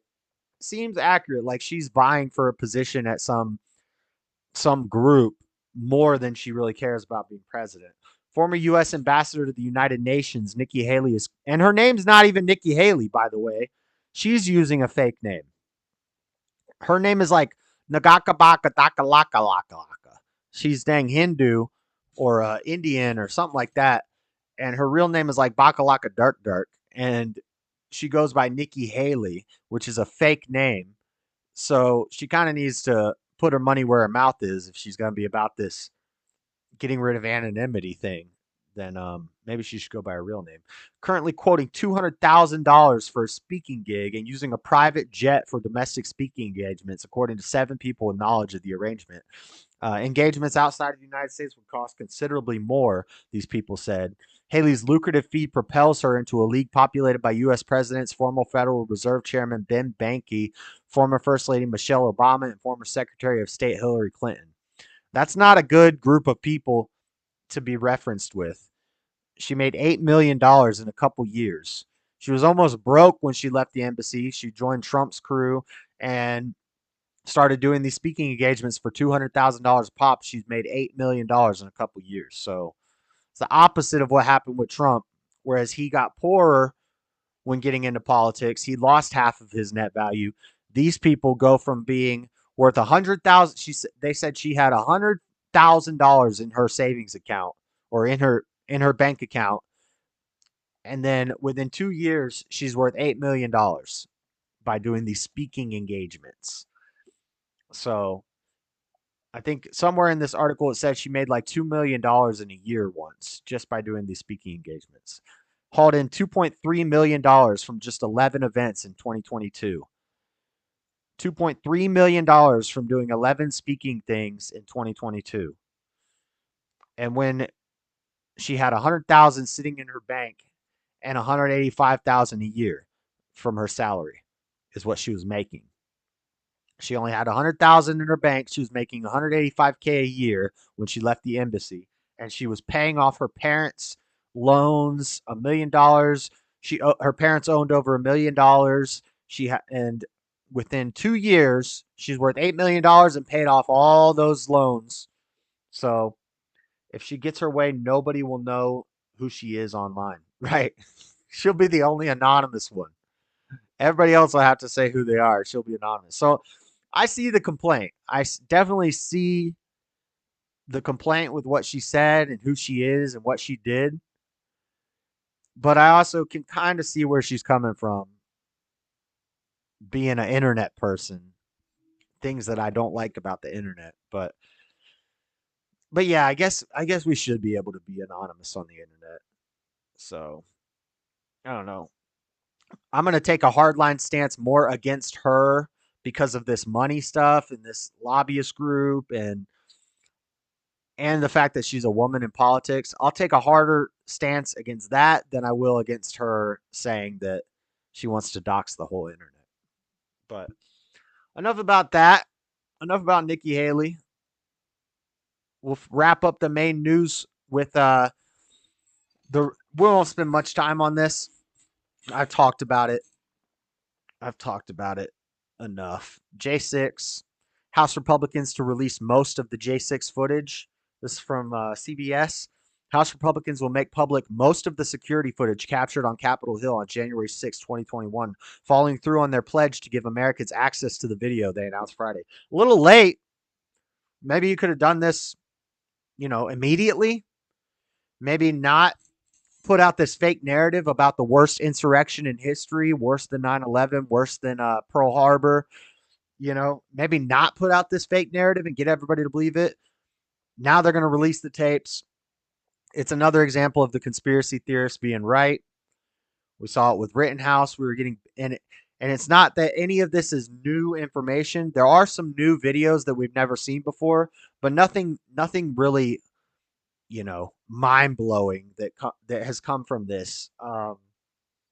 Everything conservatives, alternate media sources have been talking about, people like myself, people like Crowder, like Fleckus, like all these channels, we've been talking about this. We've been known this, that they let them in, that they were peacefully walking through the stanchions, that the people like Pelosi weren't even in the building. They were in another building, and AOC and things like this. That there were feds there, there were agitators there, there was Antifa dressed up like Trump supporters. We know all this. We've been knowing all this. But now they've released the footage, so now all the stupid Democrats are going to be like, "Oh my gosh, were we wrong about?" They're not going to walk it back. They're not going to revise the story and say, "I was wrong about this." Oh, I was wrong about Kyle Rittenhouse being a terrorist murderer. I was wrong about George Floyd being a peaceful saint who was murdered by some officers. I was wrong about Hunter Biden's laptop showing him with underage prostitutes smoking crack. I was wrong about January 6th being the worst insurrection in history. They're not going to say that. They're not going to walk it back. This stuff was hidden from you. People got banned for reporting on this stuff during an election cycle, one of the most important elections in history, that was stolen because they suppressed this information. So 40,000, over 44,000 hours of video. It's going to be released little by little onto this website. And I've got the website for you. So let's just pick a few of these to watch. This is the website. You go to cha.house.gov, and you can just Google it. It's the Committee on House Administration, Chairman Brian Steele, CHA Subcommittee Reading Room, and they're gonna drop them little by little periodically, probably over the next while. But in all, this is 22 gigabytes of video, which is about 4 hours of video. We've got 5 pages of videos here, and most of it, I mean, it's nothing new. But if you really want to, if you want me to, we could do like a gaming stream where we just go through and watch all these. But a lot of it's kind of boring. So like if I pick a random one, we'll take a look at it. No audio on these.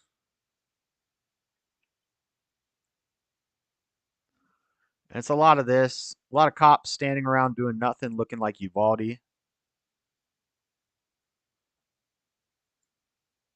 You know, we can skip around.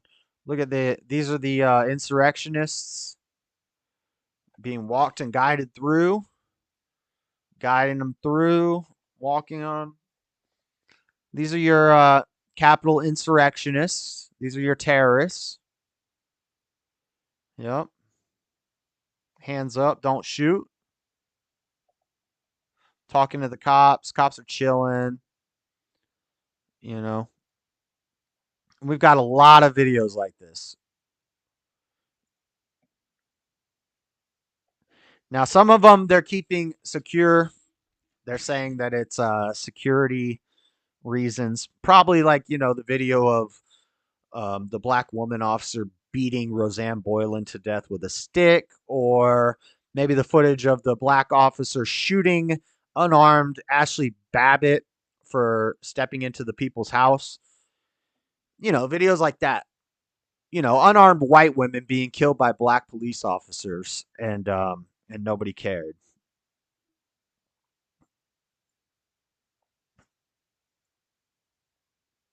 Not a lot of action in these, by the way, guys. And it's nothing new, so we're not going to spend too much time on this, but this has been released. You can go check this stuff out. You can, again, there's 5 pages of these videos. So let's try to look at the thumbnails. They're really tiny thumbnails. Try to find something interesting. But really, it's just more of the same. Oh, there's some cops looking somewhat agitated. I mean, it doesn't look like Pearl Harbor. It doesn't look like 9/11. I don't see anybody jumping out of windows to their deaths. I don't see fire. I don't see smoke. I kind of see some lackadaisical, chilled officers walking around. Nothing real new here, guys. People being walked into the building. Hold the door open for them. You know, it's nice. But so yeah, if I'll be paying attention to other commentators who are going to go through and watch all of these and look for anything new. But I really don't think there's anything new. I think this is all the same stuff we already knew. Nothing real special here. So that's that. J6 docs released. Nothing new. We already knew all this. But that's it for the main story news.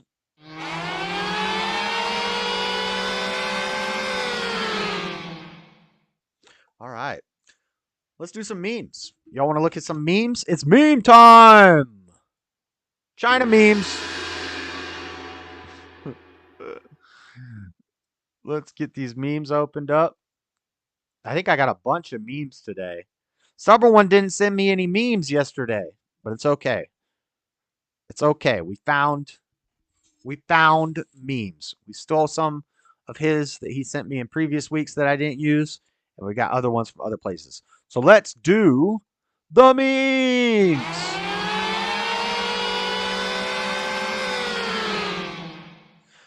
Friend asks, how did your first camping trip as a family go? Me. Wife stabs husband with squirrel. What? It's a man, baby. Dang, your wife stabbed your husband with a squirrel? What the? That sounds like Florida woman news. Yep, that's Florida woman news. Next. The jab is dangerous. Chad says, The jab is dangerous. Incel guy, weird guy, I forget what these guys are called, says, shut up. You're not an expert. And then Greta says, eat bugs and own nothing to save the planet. He says, okay.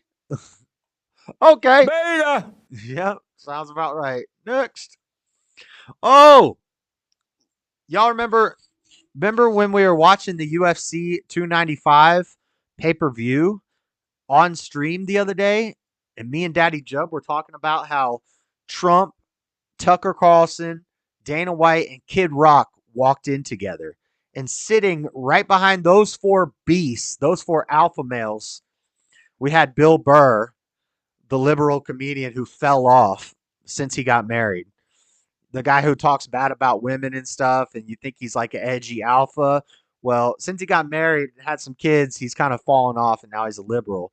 And his black wife is sitting there flicking off Donald Trump in the background like a little bitch. Like a bitch. Like a straight bitch. Like, at least have the balls to walk over and do it to his face. How are you going to do it behind his back like a child? Like a child. So that happened at UFC 295. Next. I'm not a conspiracy theorist. That looks like Echo. Except shorter hair. I'm not a conspiracy theorist. I'm a things aren't adding up and it's pretty obvious theorist. Yep. Yep. Sounds about right. Where's my volume thing? Oh. Is this put in backwards? Oh, I got this put in backwards. Hold on one second, guys. I knew something was wrong because this did not plug. There we go.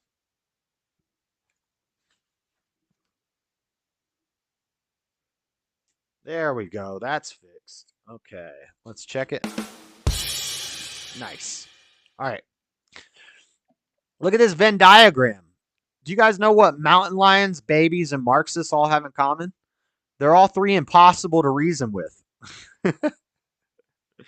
The mountain lion wants to kill you, and the Marxist wants to kill you. The Marxist has lots of incoherent rambling, and the baby has lots of incoherent rambling. The mountain lion and the baby both hate taking baths, but all three of them are impossible to reason with. That's a great Venn diagram. You didn't know that babies, Marxists, and mountain lions had so much in common until today. Nice. Next. Alfred, that looks like a hitch, and it's attached to this man's lower region. Alfred Hitchcock. Alfred Hitchcock. What the?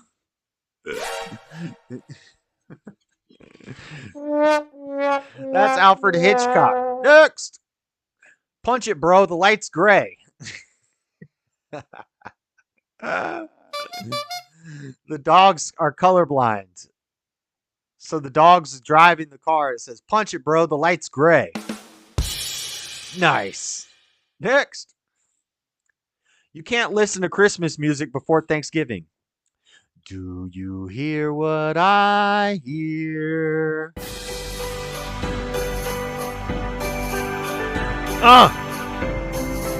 It is to ride in a one-horse open sleigh. Hey. That's right. Yes, you can listen to Christmas music before Thanksgiving. I just did. Next. It's over. We got another one. It's over. Or no, it's November. Merry Christmas, bitches. Oh,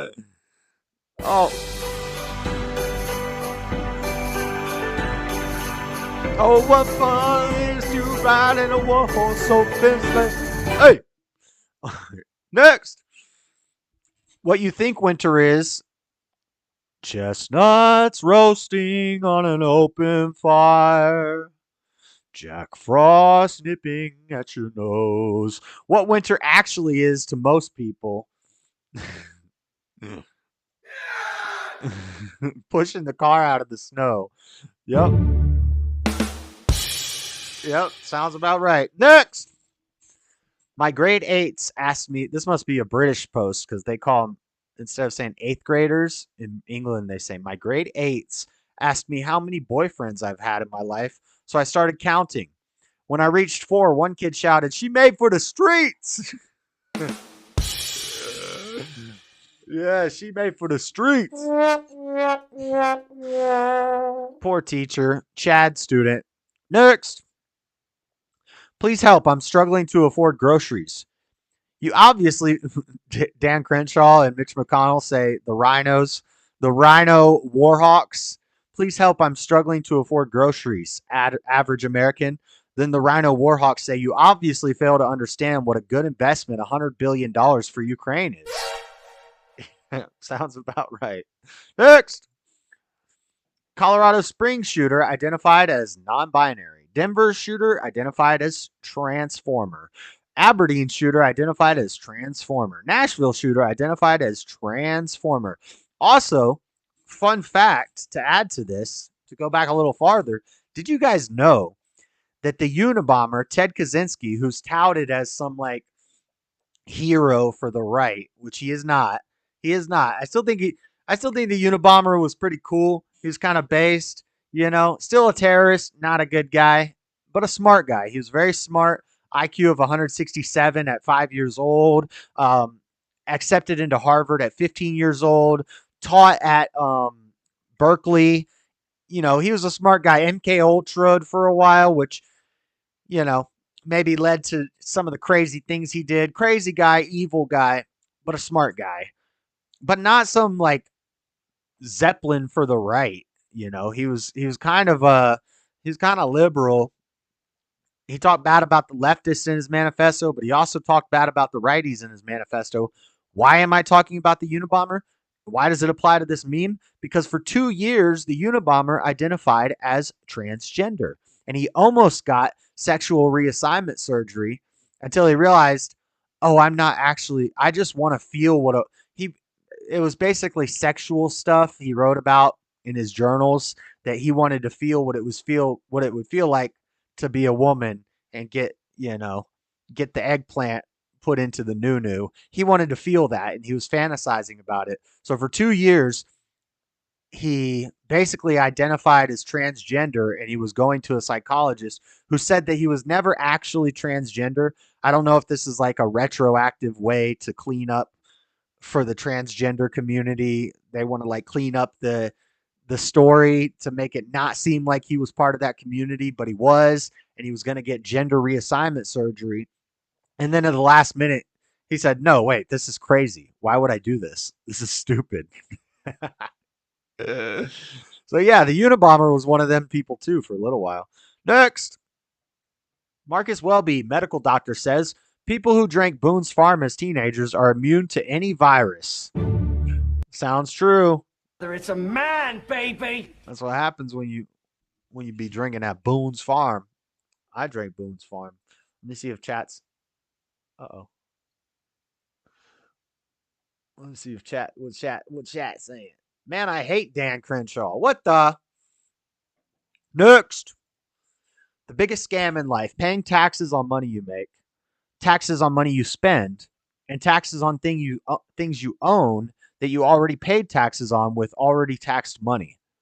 Sounds about right. Sounds like we're in China. The heck's Boone Farm? Boone's Farm is like a cheap wine. It's kind of like Schlitz malt liquor, or it was like blue and pink and red, and it was like wine that you would buy at the gas station. But it was higher alcohol volume than wine. So it was like the hobos would drink the Boone's Farm and the poor people. It's like Colt 45 and 2 zigzags. It's booze. Yes, it's booze. Next. Body double Biden. Oh no. Beta. Body double Biden. Do we have a body double Biden? How come his eyes are a different color? His teeth are a different shape. His earlobes aren't attached. This guy's got a strong This is based Joe Biden, 94 crime bill Joe Biden. And this is debased new Biden. Biden is a body double. Yep, that sounds about right. It's not even a joke. It's not even funny. Next. My kid is an honor student at a dumbed down government indoctrination camp. Yes. Oh, sorry for your kid. Sorry for your kid. Next. DC Drano tweets, and I don't know, I haven't fact checked this, so if this is fake, this is just a meme, YouTube. This is just a meme. I don't know if this is true. I haven't fact checked this. It's been revealed that journalists affiliated with U.S. media companies were embedded with Hamas terrorists during the 10/7 attack. This is atrocious. Did they know about the attack beforehand? Breaking from AP, CNN, New York Times, and Reuters had journalists embedded with Hamas terrorists on October 7th massacre. Let's do a live fact check. Reporters embedded with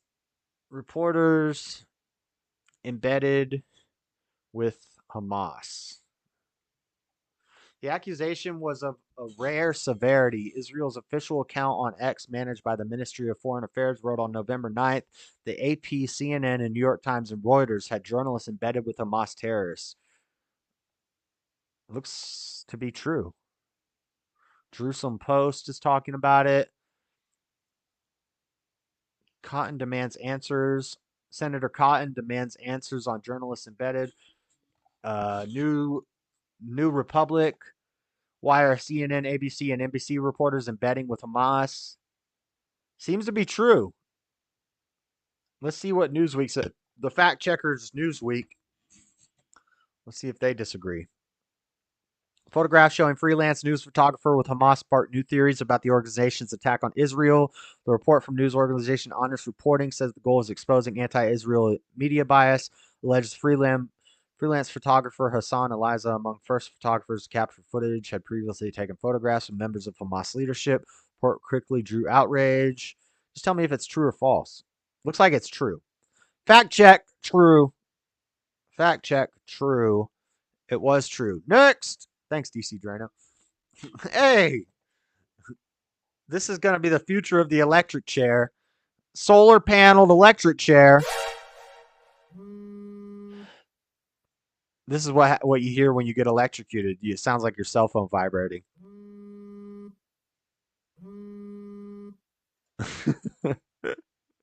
You think that'll work? That guy's never going to die. Next. Jesus watching right-wingers cheer on the bombing of a church. Jesus smoking a cigarette. What the heck? It's a man, baby. That's masculine Jesus smoking a cigarette, watching right-wingers cheer on the bombing of a church. I don't know what this is in reference to. Maybe this has to do with something happened in Israel. I just thought it was funny to see Jesus smoking a cig. No, Jesus. That's beta Jesus. Beta! Jesus doesn't smoke cigarettes. That's blasphemy. Next. That awkward moment when you realize you were the smartest person in the room and you were in the doctor's office.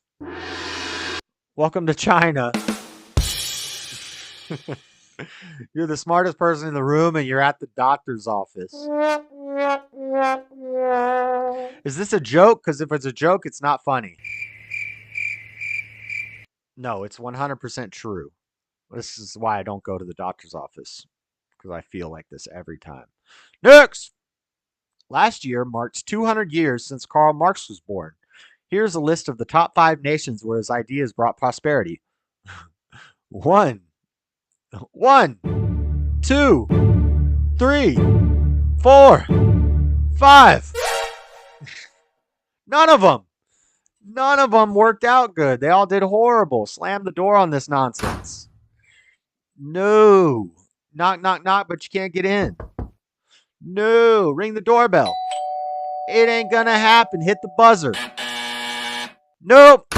Slam the door in their face. Next. No Marxist. Starting December 5th, customers will be required to unload the semi-trucks at Walmart. This will be in addition to their self-checkout duties. Yo. I haven't done unloading yet at UPS. In training, we did it for like 2 seconds. I did 2 boxes. I think unloading might be better for me because with loading, with my light OCD, it takes me longer because I'm trying to put everything in the exact right spot and write the numbers. But with unloading is where you have a conveyor belt going into the back trailer of a truck and you just grab a box, put it on the thing, grab a box, put it on a thing. And I think That would be easier. It would be more physically demanding because you're going nonstop, just boom, boom, boom, boom, boom. It would be more physically demanding, but I could definitely do that quicker because I have to worry less about marking everything properly. But yeah, I could unload that trailer. But I'm not going to do it for free. Walmart better pay me. Next. You've heard of Elf on the Shelf? Now get ready for Cuck on a Duck. Cuck on a Duck. Look at. I'm going to have to find my Elvish on a Shellfish meme for when we get close to Halloween. But it's time for Elf on a Shelf memes, guys. We got Cuck on a Duck. Cuck on a Duck. Yep. Sounds accurate. Next meme. Just wanted to let everyone know I'm going through a lot right now. Get it? I'm going through a lot right now. A lot. Get it? I'm going through a lot right now.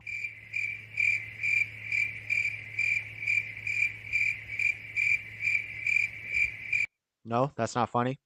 I miss Lin Yin Chin correcting me when I write a lot as one word, A-L-O-T. He said, that's not a word. That's not proper English.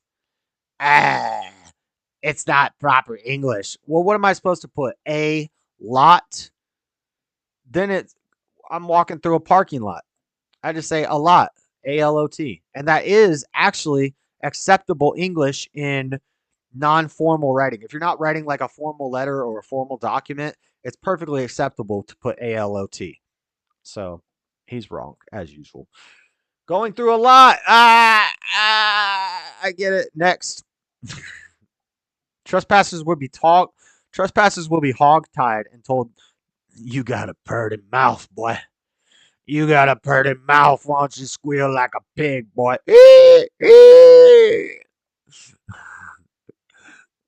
That's horrible. That's horrible. Beta! I am not gay. I have relationships with women and like sex pig, with boy. men. And I got news for you. That means you're gay. That means you're gay. If you're telling them they got a purty mouth and making them squeal like a pig, don't go on that property. Next! Because we can't get Elf on the Shelf this year, we're stuck with Quack on a Rack. Quack on a Rack. China Biden. Not the best one. I could think of better. Other than Quack on a Rack, I could think of better things. We'll have to make some. These are great. Great memes. Next. My belt. Originally, the meme said this is for older guys. Older guys will understand this. My belt when I'm about to shit myself.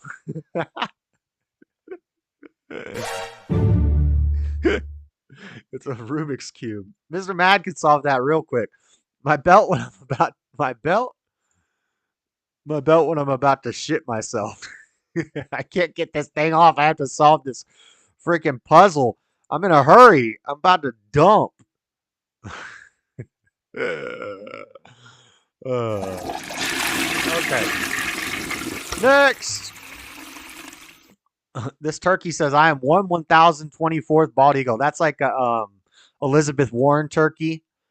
1/1024th bald eagle. And bald eagles are going extinct. They're a protected species. So this turkey is trying to save himself. But it ain't going to happen. Oh, we're eating your ass this year. Oh, you getting eaten, my boy. Next. Something's up. The farmer just unfriended me on Facebook, says the turkey. Poor turkeys. Poor turkeys about to get towed up. Sorry, turkey, but you're going to be slaughtered for our dinner. I'm the American bald eagle. Next. Hot Wheels, tread on them. Sometimes reasonable men must do unreasonable things. Killdozer, Hot Wheels Killdozer. Guys, I've heard of Killdozer before, many times. At the end of the show, we're going to talk about Killdozer. We're going to do a deep dive, watch some videos, probably be Rumble exclusive because I'm going to show some videos, and I don't want copyright stuff on YouTube, and I don't want to have to do a lot of editing. So it might be YouTube exclusive, but at the end of the show, we're going to talk about Killdozer. Is he a hero or is he a terrorist? Tread on them. Sometimes reasonable men must do unreasonable things. We'll talk about Killdozer at the end of the show. I know a lot of people like Killdozer, so we'll get into it. And we got a meme for it. Next! Gobble. Look at this turkey. He's searching on gobble.com. Stupid meme. Okay, next. Yours is perfect, babe. The tight one's hurt. Stop lying to that woman. Stop lying. Let's get a picture of this guy lying. Beta! You know darn well you're lying. You lie like a mug. You lie like a rug. Yours is perfect, babe. The tight one's hurt. No. No man has ever said that. Next. Start every phone call with, my phone is about to die. That way you can hang up on them whenever you want to. Facts. Facts. I don't got time for these phone calls. Every phone call, my phone about to die. My phone always about to die. Oh, crap. I just closed. Hold on one sec, guys. I just closed the Rumble window. It's all right. We got it back. We got it back. We got it back. Where we at? Where we at? Where we at? Where we at? We're live. Okay. We got the chat back.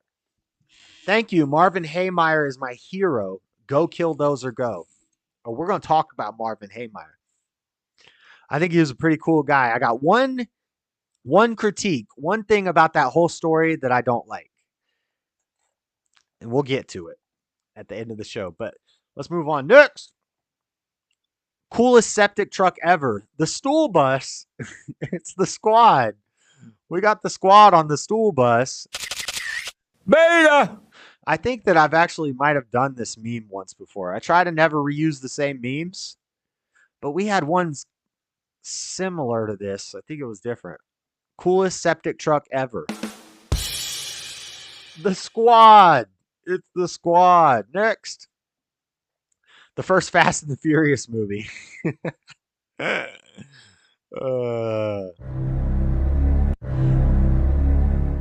I don't know why I hit that sound effect. It was an accident. But that's the first Fast and the Furious movie.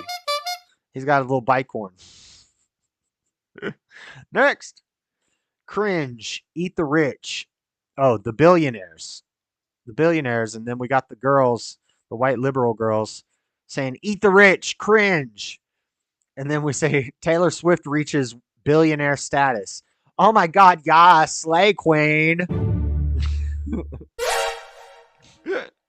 Yeah, they love it when Taylor Swift, when the Swifties see that Taylor Swift is a billionaire, they love it. But them, any other billionaires, eat the rich, cringe. So accurate, so accurate. Beta! Next. How old were you when you realized that damn it, I'm mad, spelled backwards, is damn it, I'm mad? What the? Damn it, I'm mad, spelled backwards, is damn it, I'm mad. You know how old I was when I realized this? 36. I figured it out yesterday when I was getting this meme for the show. Did you guys figure it out just now?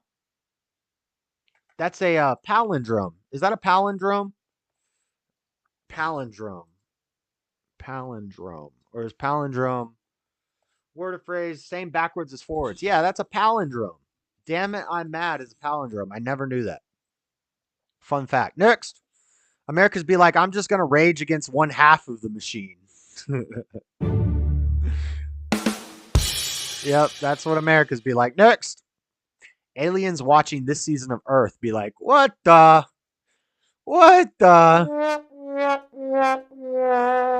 This is a bad season of Earth. This season of Earth is whack. And that's it for the memes.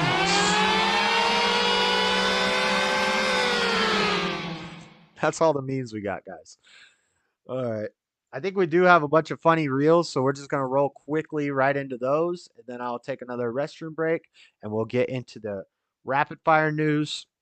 We got a bunch of little short stories in rapid fire that I'm just going to, breeze through real quick. And then, there's one thing that I need to find real quick.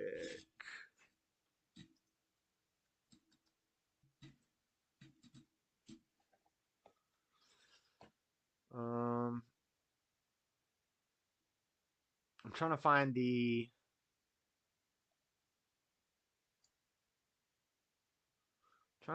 website.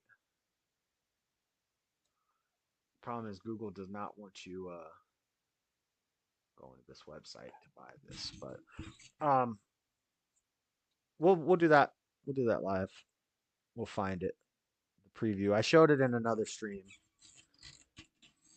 We got a lot of fast stories. Then we'll talk about Dana White versus Peleton on Theo Vons, and we'll talk about Candace versus Ben Shapiro. Kind of old news by now. Maybe you guys are tired with it, but interesting stuff. So we'll check it out. And I got a lot of clips. But for now, let's watch some funny reels. Let's watch a couple funny reels before we get into more news. Here we go. Than 3 women with PhDs. Thank you so much. That's thank you so much. Thank you so much. That's the one drunk man is more intelligent than 3 women with PhDs. Thank you so much. That's thank one drunk man is more intelligent than 3 women with PhDs. She says, "Okay, thank you very much. We're moving on. We don't want to hear that one more time." Thank you so much. That's one drunk man is more intelligent than 3 women with PhDs. Thank you so much. That's Facts, bro. That's so true. I agree. What's this guy got? Happy Halloween. I don't celebrate that devil shit. Okay, this one's kind of late. This should have been before Halloween. Remember when I talked about how Halloween is not a pagan holiday, and the extreme evangelical Christians who hate Halloween and they think you're going to burn in hell if you do anything related to Halloween, how that's kind of I'm not with that. This is a funny reel that applies to that, but we're kind of late. So we'll just apply it to Christmas. We're about to be at war. You're worried about dressing like some fucking sluts. Dora got a fucking BBL. What about the children? What? Dora got a BBL. Dora got a dang Brazilian butt lift. What about the children? What is America? It's America. It's your receipt and happy Halloween. I don't celebrate that devil shit. We're about to be at war. You're worried about dressing like some fucking sluts. Dora got a fucking BBL. What about the children? What is America? So true. Kind of based. I gotta get it. I kind of agree with that. Next. All right, look at this little girl. My mom's like, guess who's gonna come to baby shower? I'm like, oh boy, who? Karen's neighbor, Lisa. Hi, Mila. We're gonna have so much fun today. Then she hands me a coloring book and watches Real Housewives. You know what I think a babysitter is? A 16-year-old acting like a parent while my parents are out acting like 16-year-old. Base little girl. What are you gonna do with $50? Are you gonna put another tattoo on your face? Base little girl. I love this little girl. Don't ever let somebody named Lisa watch your children. Lisa drinks is the core. Guess what's for lunch? Vegan kale sausage. So I called Papa John's Pizza. He opens the door. Yep. Now she's running with the pizza guy. I'm hyperventilating because the pizza's getting cold, you guys. When pizza's at stake, I just can't do this anymore. If you know someone named Lisa, don't let them watch your kids. Facts. Also, don't let them be the resident health expert of your YouTube channel. Next! Mama, nigga. Mama, nigga, right there. Flip, right there, nigga. I'm about to do a flip. I'm representing for my mama, nigga. I'm about to do a flip on my mama, nigga. Yeah, it's going down. You better do a flip. On my mama, nigga. I'm about to do a flip, nigga. On my mama, nigga. Oh. About to do a flip, y'all. About to do a 360, y'all. About to do a 360, y'all. About to do a 360 in the air. Watch out, y'all. Oh, y'all, watch out. You watch out, y'all. You say getting high. All right, chat. We're taking bets. Will he succeed? Option A, perfect flip, success with a runoff. Option B, face plant straight into the ground. Option C, somebody else walks into the path and he demolishes them, and they both just go tumbling and fall on the ground. What do you guys think? Enter your guesses in the chat. Option A, perfect flip. Beautiful. Looking glorious, like a dolphin. Option B, face plant. Tries to flip, splacks on the ground. Option C, somebody else gets involved, and we have a double collision.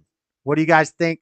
Drop it in the comment. That poor swing. Yeah, that swing is hurting. Let's go. Hey, watch out. I'm a mom it. I'm a mom it. Ain't no jumping off, nigga. It's backflip time.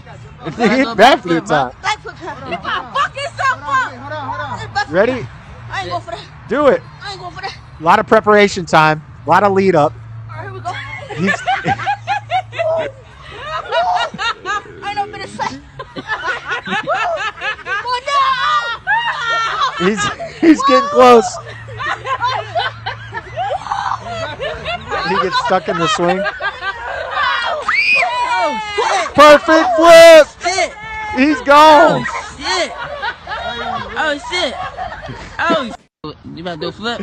Perfect flip. Who said option A? I know. I love black people. Oh my mom, Nick. Oh my mom. I'm about to do a 360 in a bit. Why not, Nick? What?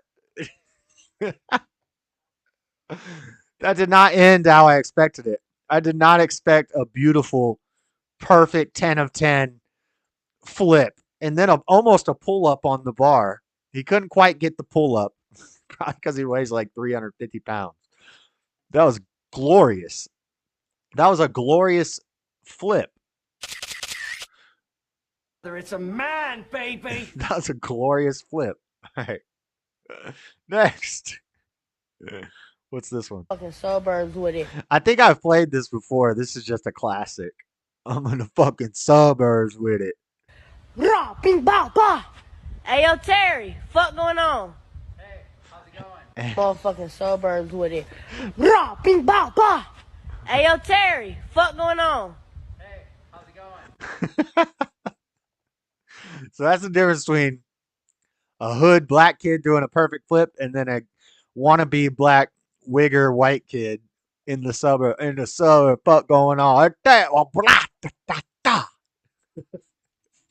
One more time. Motherfucking suburbs with it. Rah, bing, bow, bah. Hey, yo, Terry, fuck going on? Hey, how's it going? Terry's washing his Tesla. All right. That's enough for the reels. Let me play a song while I take a quick break. Take a quick restroom break. Terry is my husband. We got a new Bryson and Tyson James just came out with a new album. So we'll play a song. Can't be lukewarm. Can't ride two horses. Pick a side. Yeah, y'all know why I'm accentuating that. Pick a side. All right. Cool song. All right. Let's do some rapid fire news. I don't even want to show this. Well, there's no pictures, but we'll do some quick little articles first. Oh, hold on. Let's do this. All right. Disney employees give dirty details about most magical place on earth guests. Code H. Do you guys know what Code H is? Sometimes bodily urges come while standing in the lengthy lines at Walt Disney World, with employees at the theme park sharing candid details of kids and adults alike defecating, urinating, and throwing up while in line. Karen, a current employee known as a cast member for Disney World in Florida, told Fox News Digital that there are code names for bodily fluid occurrences at the park.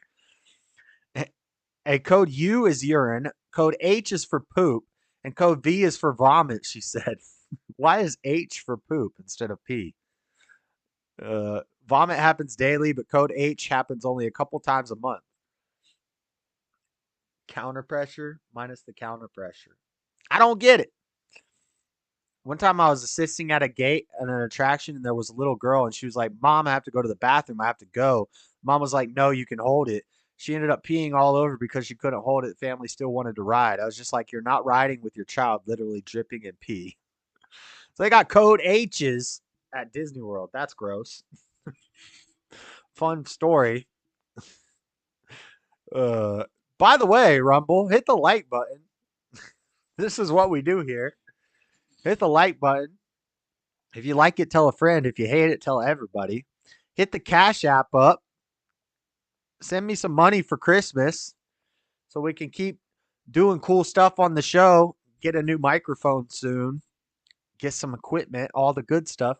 And also, if you want to send your boy some Christmas money, but you want something in exchange for it, I have these decorative red bottles, artistic decorations that you put in your house of hot sauce, not for human consumption, wink, wink. Pineapple serrano, mango habanero, and habanero / ghost pepper. The red is super hot. Just for artistic purposes, decoration, memorabilia from the show. Get you some hot sauce bottles. Hit up the Cash App. Send me $20, and then I'll send you a free gift of a decorative red bottle. Just get me your address somehow. You can send it to me on Discord privately. You can send it to me on Facebook. You can send it to me email at jsurbanadventures@gmail. $20 in your address. You do $50, I'll give you one of each flavor. That's 3 bottles. That covers the shipping, which is like, for 3 bottles, the shipping's like $11. So basically, you're getting the hot sauce bottles for like $12 a pop, which for an artisanal, homemade, homegrown in the garden, my boss's garden and my garden, all homemade, it's a good price. And they taste really good. So hit up the hot sauce. Hit up the Cash App. Let me know in the note if you want some hot sauce or if it's just a gift, but support the show monetarily that way. But it's holiday time. I know you ain't got money to be spending on my show, so just hit the like button. Go subscribe to the YouTube, JS Urban Adventures on YouTube. We will be back on YouTube soon. Enough plugs. Let's move on with the rapid fire news. Update on the Pelosi Hammer event. David DePepe. If I wasn't so white, I would have to get one. They sound yummy. Oh, you're too white for hot sauce? I'm white and I like hot sauce. I probably got a little black in me. I don't know. He was found guilty in the hammer attack on Paul Pelosi. I don't know how we would have expected anything different. Just an update on the Paul Pelosi hammer attack. The guy was found guilty. Shocker. But I wonder if any new information came out about the fact that he had a gay guy in his underwear in his house. I don't know. Doesn't look like they came out with anything like that. I'm telling him I have other targets, but if you stop me, I'll go through you, DePape said, recounting a conversation with Paul Pelosi, adding that he then reacted and hit him in the head because his plan was basically ruined. So we covered this on the show. Just a little update. He's guilty. From Financial Times. Oh, are they not going to let me read the article? Oh, this is about George Santos, the guy that got elected with a fake name. Apparently, he was misusing campaign funds for Botox and OnlyFans. But they won't let me read this article, so let me try to find a different article because I thought this was funny. George Santos, Botox, OnlyFans. Variety Magazine. No, that's not what I'm looking for. Let's see from People Magazine. We got it from People here. From Botox to OnlyFans, a few of the things George Santos allegedly paid for with campaign funds. That's this goofy Hispanic guy with a fake name. His name is not George Santos. What is his real name? I should have looked this up beforehand. George Santos' real name. George Anthony DeVolder Santos was born, blah, blah, blah, blah, Jr., both of them Brazil, his material parents. Oh, it says, didn't he use a fake name? How did he get U.S. citizenship? Yeah, there's all sorts of controversies around this guy. That I heard he had used a fake name. We don't know his real name. Anthony DeVolder. George Anthony DeVolder Santos. I don't even think his name is actually George. It's just Anthony DeVolder. And so he's been spending campaign funds on Botox and OnlyFans. No longer seek re-election in 2024 following the release of a long-awaited report by the House Ethics Committee. Committee claimed to have found substantial evidence of wrongdoing by the freshman congressman, including allegedly misusing campaign funds for his own personal purpose, like purchasing Botox injections, OnlyFans subscriptions, and items from French retailers Sephora and Hermes. So, well, this idiot, where did they elect him? New York. Of course, New York representative of Congress is this guy who is not an American citizen, using a fake name like Nikki Haley did, and getting Botox and OnlyFans with his campaign funds. Shocker. Shocker there. So that's a quick story for you. That's a fun one. Next. Chicago commuter. Here's a sad story. Chicago commuter train collides into snow removal equipment. 38 injured, 3 critically. 38 people were hurt, and 23 of them were taken to the hospital. Let's watch this video. There's probably going to be an ad. When you buy, we'll silence it. Let the ad play. Chicago commuter train collided with rail equipment Thursday morning. And here's some, Pete Buttigieg transportation. Remember, we had the Palestine, Ohio train crash. Those people never got any sort of assistance with that. Pete Buttigieg, trains crashing everywhere, planes aren't working properly, all the good stuff. Let's watch that. For a major CTA train crash sends more than 20 people to the hospital and shuts down several lines. Good afternoon. I'm Anthony Ponce. And I'm Natalie Baumke. Terrifying moments this morning on the Yellow Line as a CTA train collided with equipment on the tracks. 15 ambulances responded to that scene where 38 people were left with injuries. Our team coverage this afternoon. Like nobody died. Casey Cronus, she is live at the scene. Casey. Hey, Anthony and Natalie, the victims' conditions range from fair to critical, but the good news this afternoon is that thinking about the beach. Officials say everyone is expected to survive. 15 people at the scene did refuse 38 medical injured. treatment, while 23 Hey, thanks, transportation guy Pete Buttigieg. others were taken to area hospitals. And just in, the National Transportation Safety Board has announced they are investigating the crash. It happened at 10:35 this morning when artistic the Yellow and Line delicious was heading toward the city decorations. from Skokie. Yes. As it approached the Howard Rail Yard in Rogers Park. I don't know where DJ on Paul is. DJ on Paul, are you in the chat? Have you tasted the hot sauce yet? What do you think? I feel like they came out better than last year. And that reporter's kind of cute. I feel like the hot sauces came out better than last year. So DJ on Paul's the only one that's got any. So he needs to let us know what he thinks of them. He got one of each flavor. So it struck what's called a snow fire plow. It's that orange piece of equipment you're seeing on screen. Fire officials say the train was traveling at a normal speed. That piece of equipment was also moving, but at a much slower pace. 4 children were on the train at the time, and the victims are between the ages. I just want to see the reporter. Alderwoman Maria Haddon, who she is cute. All right. Enough of that story. So, train crash. Another train crash. At least this one wasn't filled with chemicals and gases that went into the atmosphere and turned all the fish into mutants and turned all the people into fish. So that's good.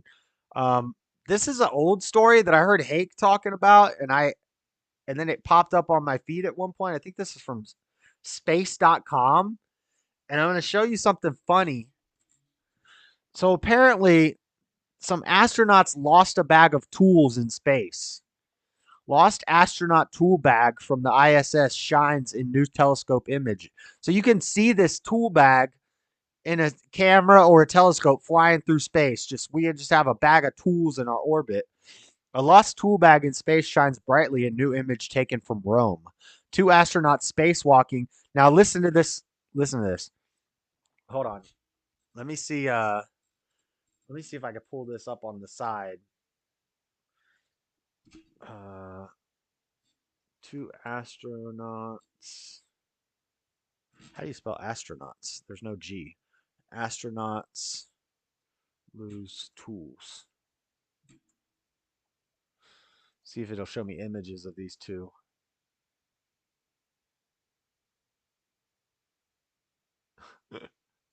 Wait. Oh, that's not a... Is that a... Anyway, the funny part is it doesn't mention the gender of the astronauts in this article. 2 astronauts, and I heard that they were both women. And I was like, shocker. Shocker. 2 women astronauts lose the tool bag in space. I don't know. One, I don't know why women would be handling tools in the first place. That's for men. And 2, I don't know why women would be handling tools in outer space. But apparently, 2 astronauts spacewalking on the ISS harmlessly lost a grip of a tool bag during the spacewalk. Shiny object visible in binoculars showed up in footage taken by the virtual telescope. And now you're going to tell me the Earth is flat when you can look up there and see the dang tool bag orbiting us? Come on now. The image above comes from a single 2-second exposure. Project founder wrote in a statement alongside the image. The object looks like a sharp dot of light in the center as the telescope tracked it. So stars left long trails in the background. So it's moving quickly through the sky. It's orbiting us. And it's a tool bag.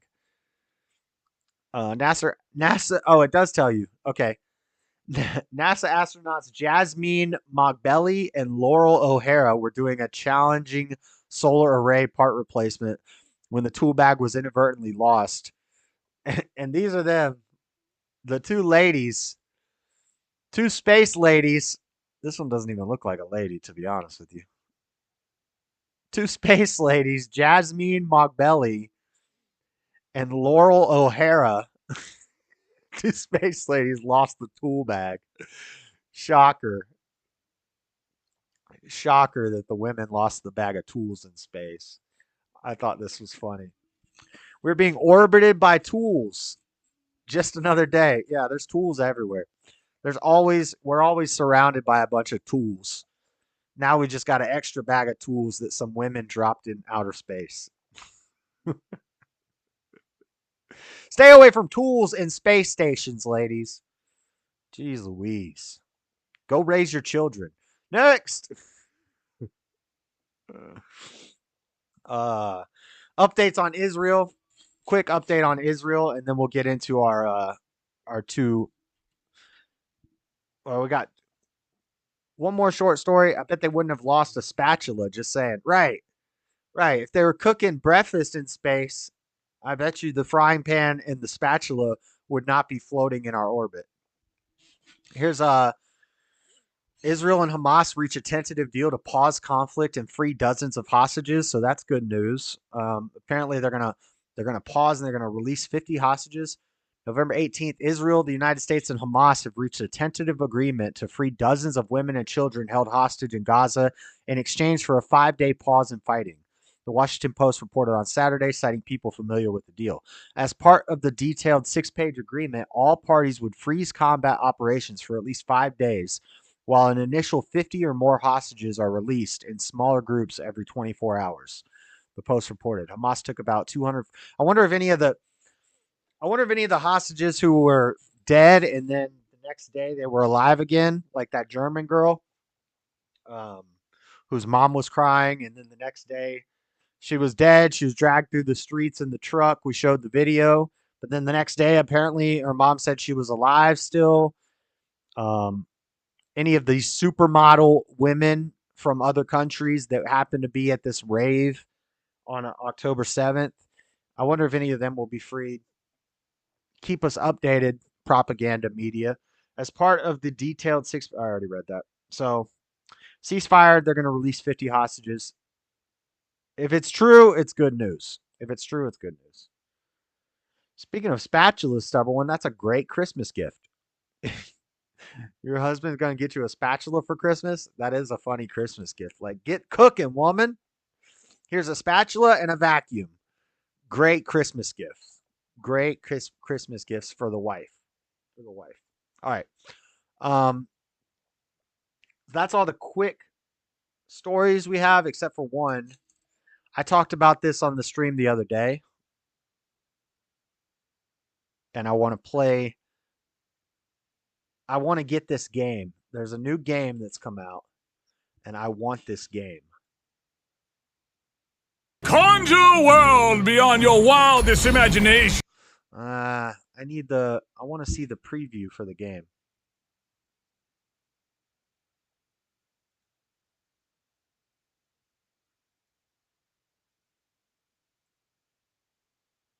Here we go. I got it. Okay. I got it. So Google won't even take you to the website for this game when you try to see it. But this game looks amazing. And the price of this game is $17.76. So if you want to get me a Christmas gift, send $20 to the Cash App so I can get this video game and play it on stream. But this is Alex Jones' New World Order Wars. Let's watch the preview for this new video game that Alex Jones released that is going to be banned quick. Somebody tried streaming this on Twitch, and as just when he mentioned that they were going to play it, they shut his stream down. So Twitch is not letting people stream this game, and this game looks amazing. Check this out. First came Pac-Man, Donkey Kong, and Super Mario Brothers. And now the ultimate retroness. It's so funny. It says Pac-Man is Pac-Man, Donkey Kong is Donkey Kong, and then Super Mario Brothers. What the heck game is this? This is some weird Super Mario Brothers that I've never seen before. He's throwing hatchets at a pterodactyl. What Mario game is that?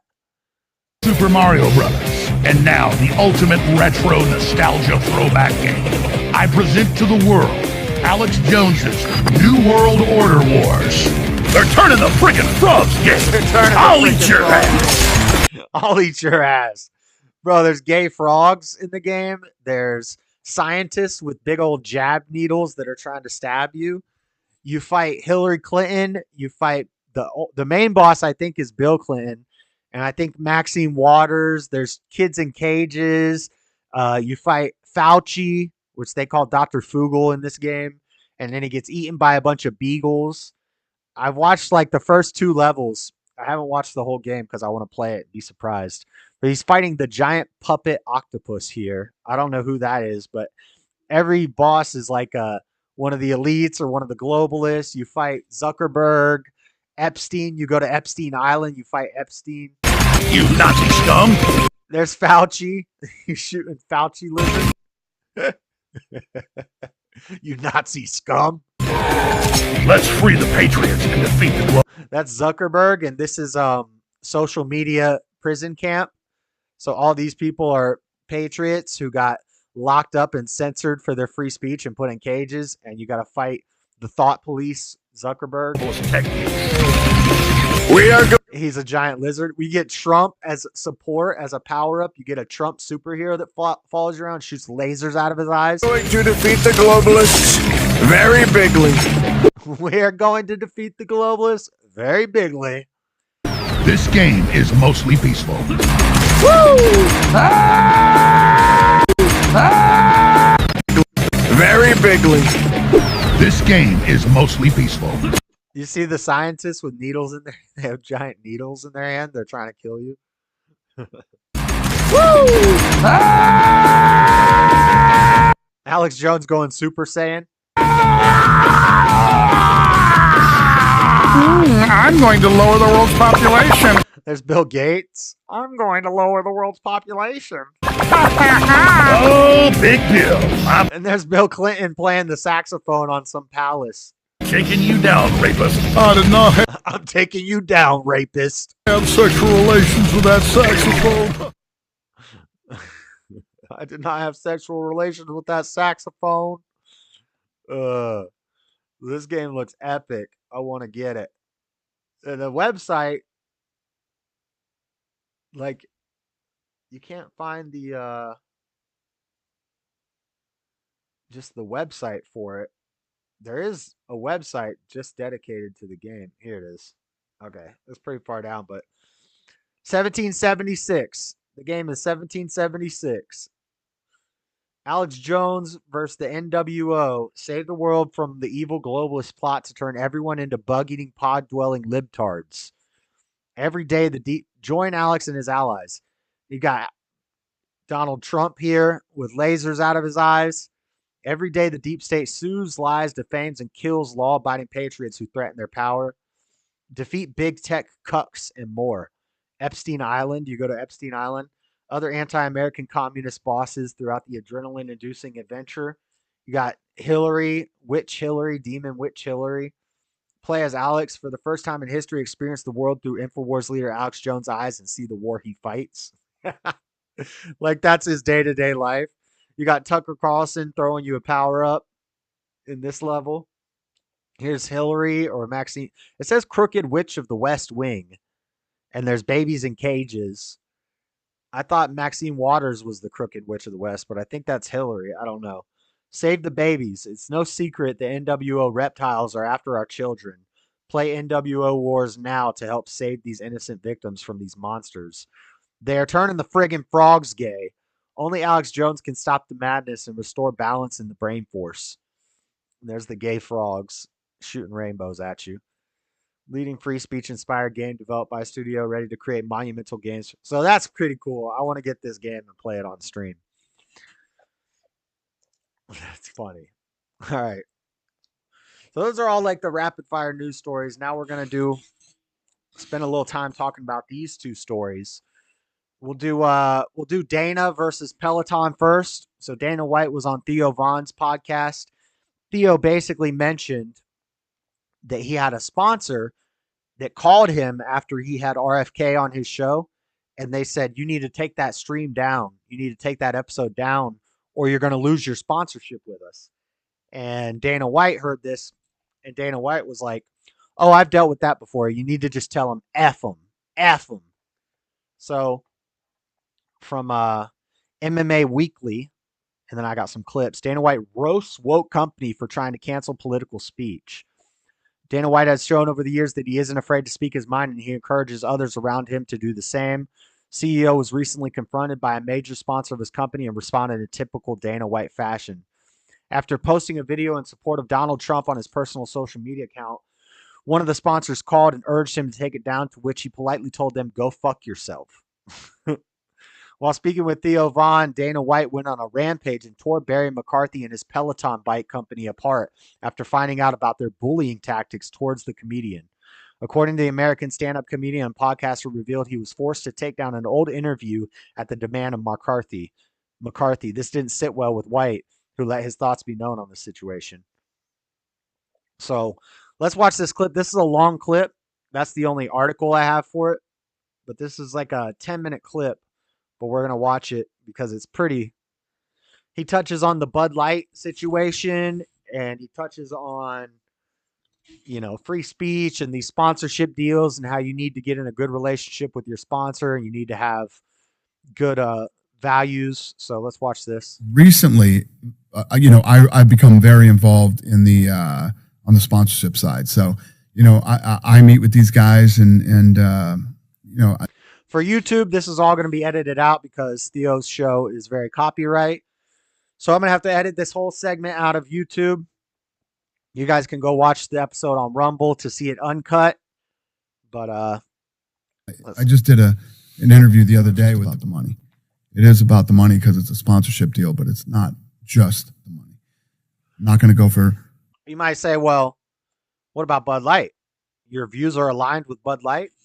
He's going to get into that. I think a lot of people saw the Bud Light thing, myself as well. We didn't like the Dylan Mulvaney thing, but something that most of us didn't know, that I didn't know, that they're about to talk about here in a second, is that Bud Light did that. They made those custom cans for like 2,500 or 25,000 influencers. And they sent the cans out to all these influencers and they said, make a 1-minute TikTok holding your can.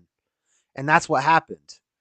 So there was like 2,500 influencers who got these cans and made videos. The only one we heard about was Dylan Mulvaney. and that apparently Bud Light does a lot of good things for veterans, a lot of good things for, when there's a natural disaster, they help out, and they employ 65,000 Americans. So that's Dana's argument for why, if you look at the history of Anheuser-Busch, and this is true because I grew up in Florida by Busch Gardens, which is Anheuser-Busch theme park.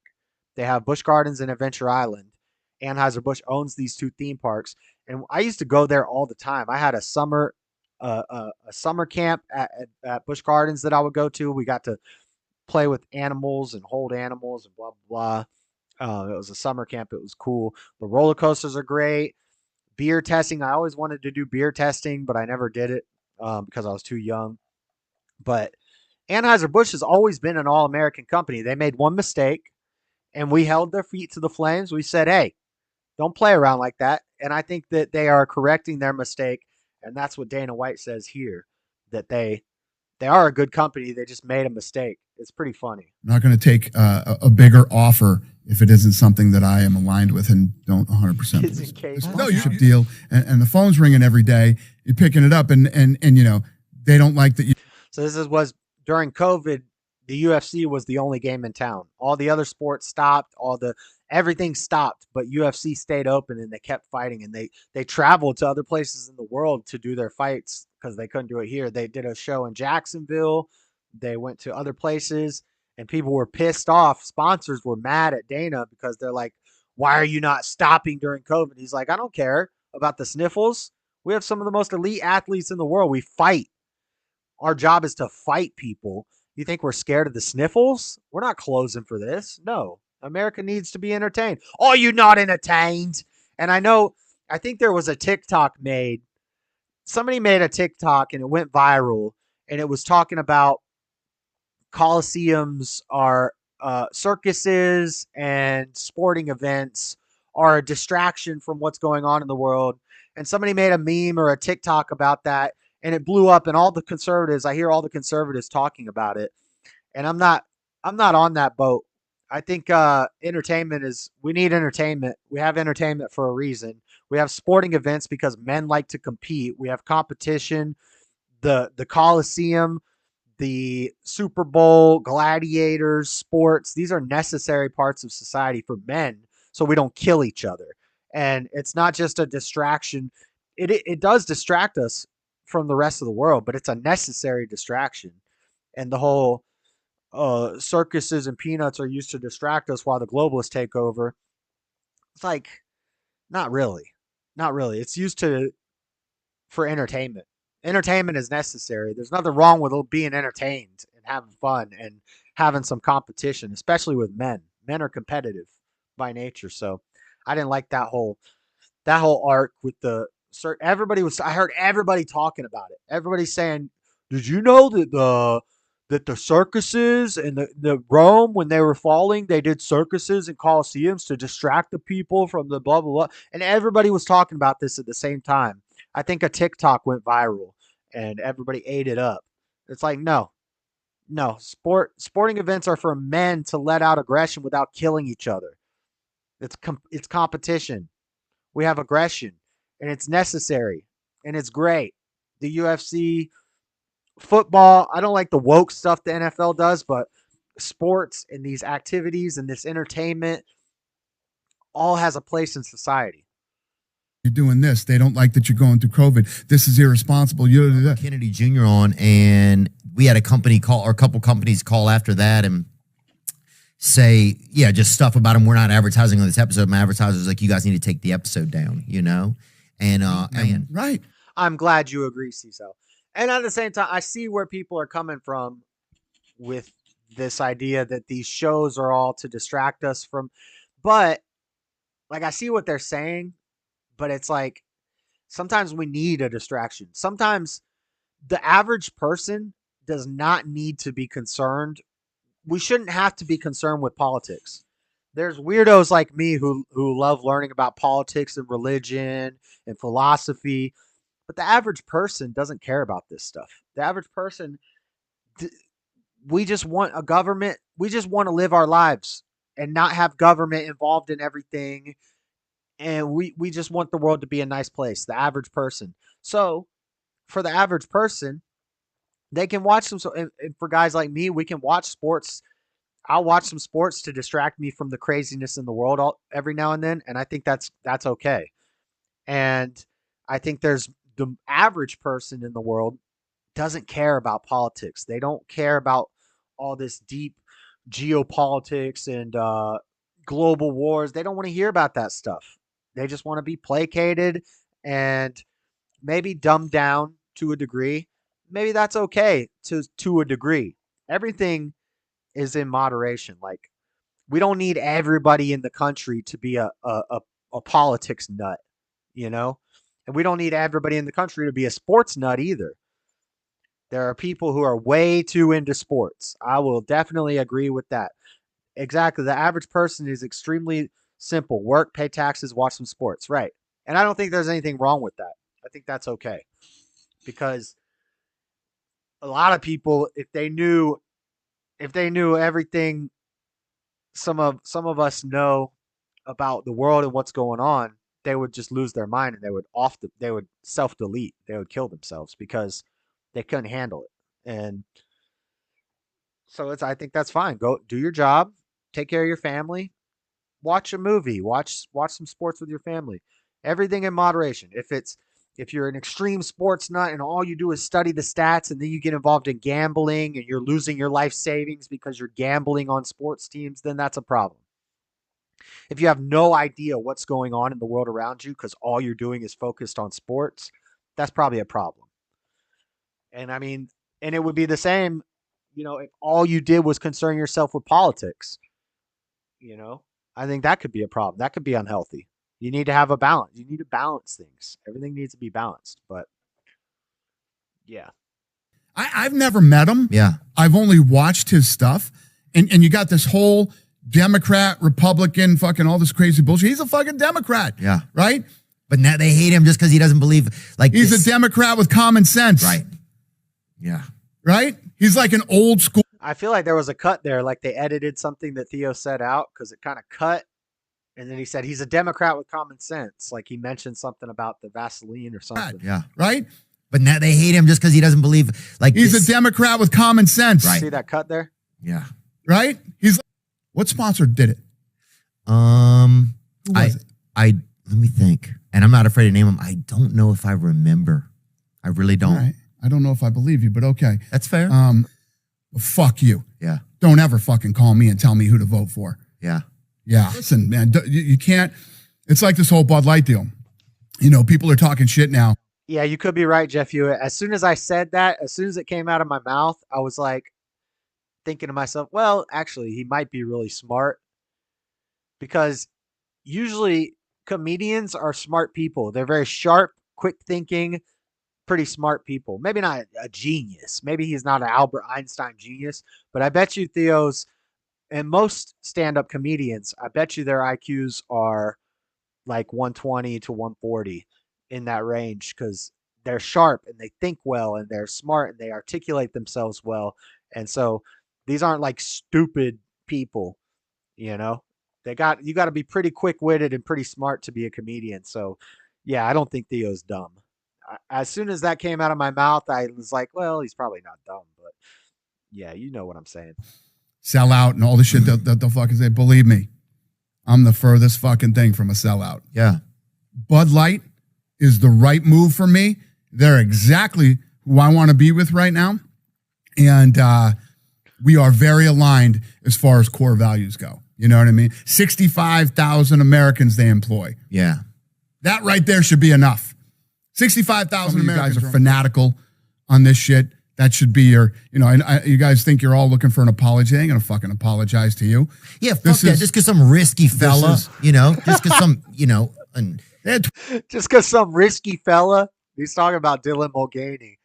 He said just because some risky fella got on a can. 2,500 influencers that day. They gave everybody their own. 2,500 2,500 influencers all got cans on the same day. And they said, do a 1 minute thing with your cell phone, put it on TikTok of you with your Bud Light can. That's what happened. And I didn't know that until I watched this. But he said it's just some risky fella. Listen to this line right here. This is so funny. That they're coming with me and they want to be aligned with me. Just because some risky fella, just because some, and they had 2,500 influencers that day. They gave everybody their own I know can. they did. I knew that shit. Yeah. I'm like, they just gave a can to everybody. Nobody's paying attention. Everybody and plus, got dude, a can. if I don't know where I'm at sexually, I could probably use a drink. That's honestly how I feel, dude. That guy's having the toughie in, bro. That's a fucking issue. Yo, if I'm confused sexually, if I don't know what gender I am, I could probably use a Bud Light. You might want to have a sip. You might need to take a drink. Peleton was we just got an update. It was Peleton? Was the band, was the people who wanted an ad out. Risky Peloton. fella. And meanwhile, you have RFK. So Peloton, yeah. What do they sell? Fucking bikes, the stationary bikes? Yeah, dude. Peloton sells stationary bikes, and they got a problem with Robert fucking Kennedy. Yeah. Fuck you, Peloton. Robert Kennedy. Now they're just gonna destroy Peloton. I think Peloton stocks have probably dropped since this episode. Yeah, dude. You want to go nowhere? Who's the CEO of Peloton? Dude. That's the motto for Peloton. Do you want to go nowhere? He says later. Imagine a wife. Is a wife proud of her husband if he gets on a damn Peloton? Just seeing you ride nowhere. You're not going anywhere. Hey, you know what gets you further than a Peloton? Hitchhiking. Okay, how about that, dude? Assports. No, there's bikes next to it. Assports. Yeah, we're getting rid of them. Yep. We're getting rid of the Pelotons. Yeah, and if they ever mail me... Sorry he's going to kill himself, but we're getting rid of the Pelotons. Hey, look. Pelotons are out of the gym. Whoever uses the most... Is that Pelotons that we have in the gym? We have Pelotons, yeah. They're going. We're throwing them out. Yeah. We're getting rid of them. That's Barry McCarthy. Looks like I'll be on a treadmill. This is the fucking guy that called and told him to take down the fucking... We had an episode Does that look like the guy that would call and bitch about Robert Kennedy Jr.? He does, doesn't he? Who was that fucking... During that 2 years ago, maybe. Where do you think Barry lives? Where do you think he's from? Just look at him and guess, huh? And listen to the conversation and see if you can tell me where Barry lives. Yeah, he probably lives. Craig? Let's guess. San Francisco? Oh! First try. Dude, hey, you just Silicon Valley. San Francisco. Hold on, you just won 4 Pelotons. That's pretty funny. I just wanted to play all of that because that just cracked me up. That was a great podcast episode. This week on Theo Vons at the UFC with Dana White. Based. But that's funny. They destroyed Peloton. Last story of the night. Daily Wire beef. Basically, Candace and Ben Shapiro beefing. I got some clips. Far-right media clash from Forbes. The Ben Shapiro and Candace Owens blow-up explained. So, I guess what happened was... So, the series of events is... Candace is being saying what guys like me, guys like Elijah Schaefer, Candace is kind of saying the same things we're saying. Same thing with maybe, I don't know, I haven't been listening to JLP a whole lot recently. I know he's all about not picking sides, but I feel like he's kind of picking a side in this fight because I know he's not a fan of the Muslims, and I know he likes the Jews. But so I think maybe he's been, I don't know. I haven't really been listening a whole lot lately. Just because of the work schedule and stuff. But guys like Elijah Schaefer, myself, Candace Owens have been more fair. Like, I'll pick a side between good and evil. I'll pick a side between right and wrong. But in a situation like this, there is no right or wrong side with Israel and Hamas. Yes, one is a terrorist group. Terrorists are evil. Terrorists bad. Bad terrorists. Terrorists bad. And then one is Jews. And Jews and Christians supposed to be hand-holding, kumbaya brothers and all this stuff, even though they spit on us if we go there and they killed Jesus. So from my point of view, neither one of those sides is really good. And both of those sides have bad qualities, and there's good and bad done by, maybe there's no good. I don't know. What I'm saying is I'm not picking a side in that conflict because it doesn't apply to us here in America. And that's what Elijah's been saying. That's what Candace has been saying. Basically, it's like we got our own problems in America that we need to worry about. And this is all just a bunch of nonsense. We're tired of Ukraine and Russia. We're tired of China and Taiwan. We're tired of Israel and Hamas. We need to take care of our own country first. Let them take care of themselves. And one side may be pure evil. Maybe the other side is in the right. I don't know. The point is, we got our own problems here to worry about. And so Candace was taking that line. And Ben Shapiro does not like that because Ben Shapiro is a Jew. So he wants everybody at the Daily Wire to be 100 pro-Israel, anti-Hamas. And I'm not pro-Hamas. I know they're a terrorist group. I don't even like separating. At first, me and Flora were talking, and she's like, "Well, how come these commentators aren't separating between Palestine and Hamas? They're two different things. Not all Palestinians support Hamas, and Hamas is a terrorist group. Hamas is evil, all this.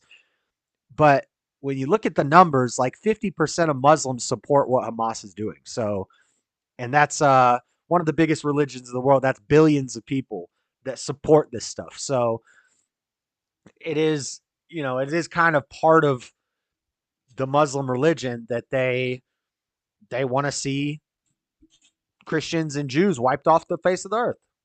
Yeah, so that's bad.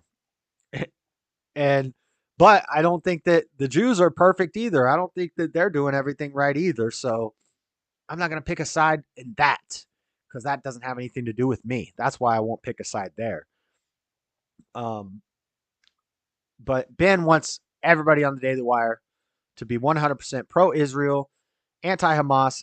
Candace has said things like genocide is bad no matter what side you're on. If we're genociding all the Palestinians, that's not good. Ben didn't like that, so at a private like meeting,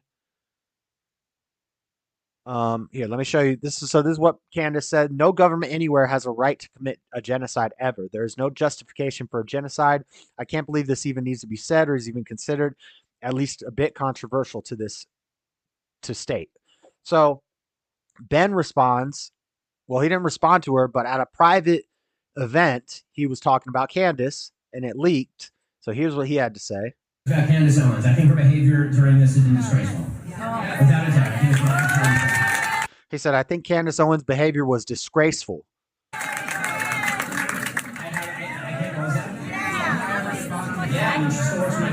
Ben has to stand on a table to be able to talk to everybody. He's standing on a table in the middle of the. I think she's been absolutely disgraceful. I think that her faux sophistication on these particular issues.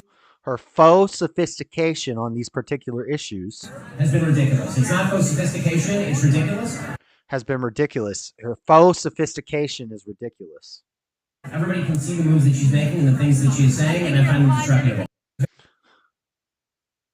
Despicable or disreputable. So he spoke out against what Candace is saying. So Candace responded with a Bible verse. Candace dropped a Bible verse or quoted the Bible on X. She said, blessed are the peacemakers, for they shall be called the children of God. Blessed are they which are persecuted for righteousness' sake, for theirs is the kingdom of heaven. Blessed are ye when men shall revile you and persecute you, and shall say all manner of evil against you falsely for my name's sake. No one can serve two masters. Either you hate the one and love the other, or you'll be devoted to the one and despise the other. You cannot serve both God and money, or God and materials, which is actually the verse that was quoted in the Tyson James and Bryson Gray song that I played earlier, which I don't know if they planned that or if they recorded that part after seeing this thing from Candace, or if the timing was just coincidence. But the Bryson Gray and Tyson James song, they quoted this Bible verse as well. And so Ben responded, Candace, if you feel that taking money from the Daily Wire somehow comes between you and God, by all means quit. So he's pissed. Ben is pissed at Candace, talking about firing her. But meanwhile, before this Twitter stuff had happened, Candace must have known something was brewing because they pre-recorded an episode of Tucker Carlson show on X, and there was an interview with Candace, and they released it the night that Twitter beef happened, and they were talking about Ben in it. So maybe it's for publicity. I watched Dave Rubin reporting on this, and he said he thinks that Candace's contract is running out, and that, you know, the Daily Wire doesn't really like, you know, Candace was viral before the Daily Wire. Once she went to the Daily Wire, she hasn't been doing as much viral stuff. She's kind of been falling off, and she's kind of divergent from the Daily Wire.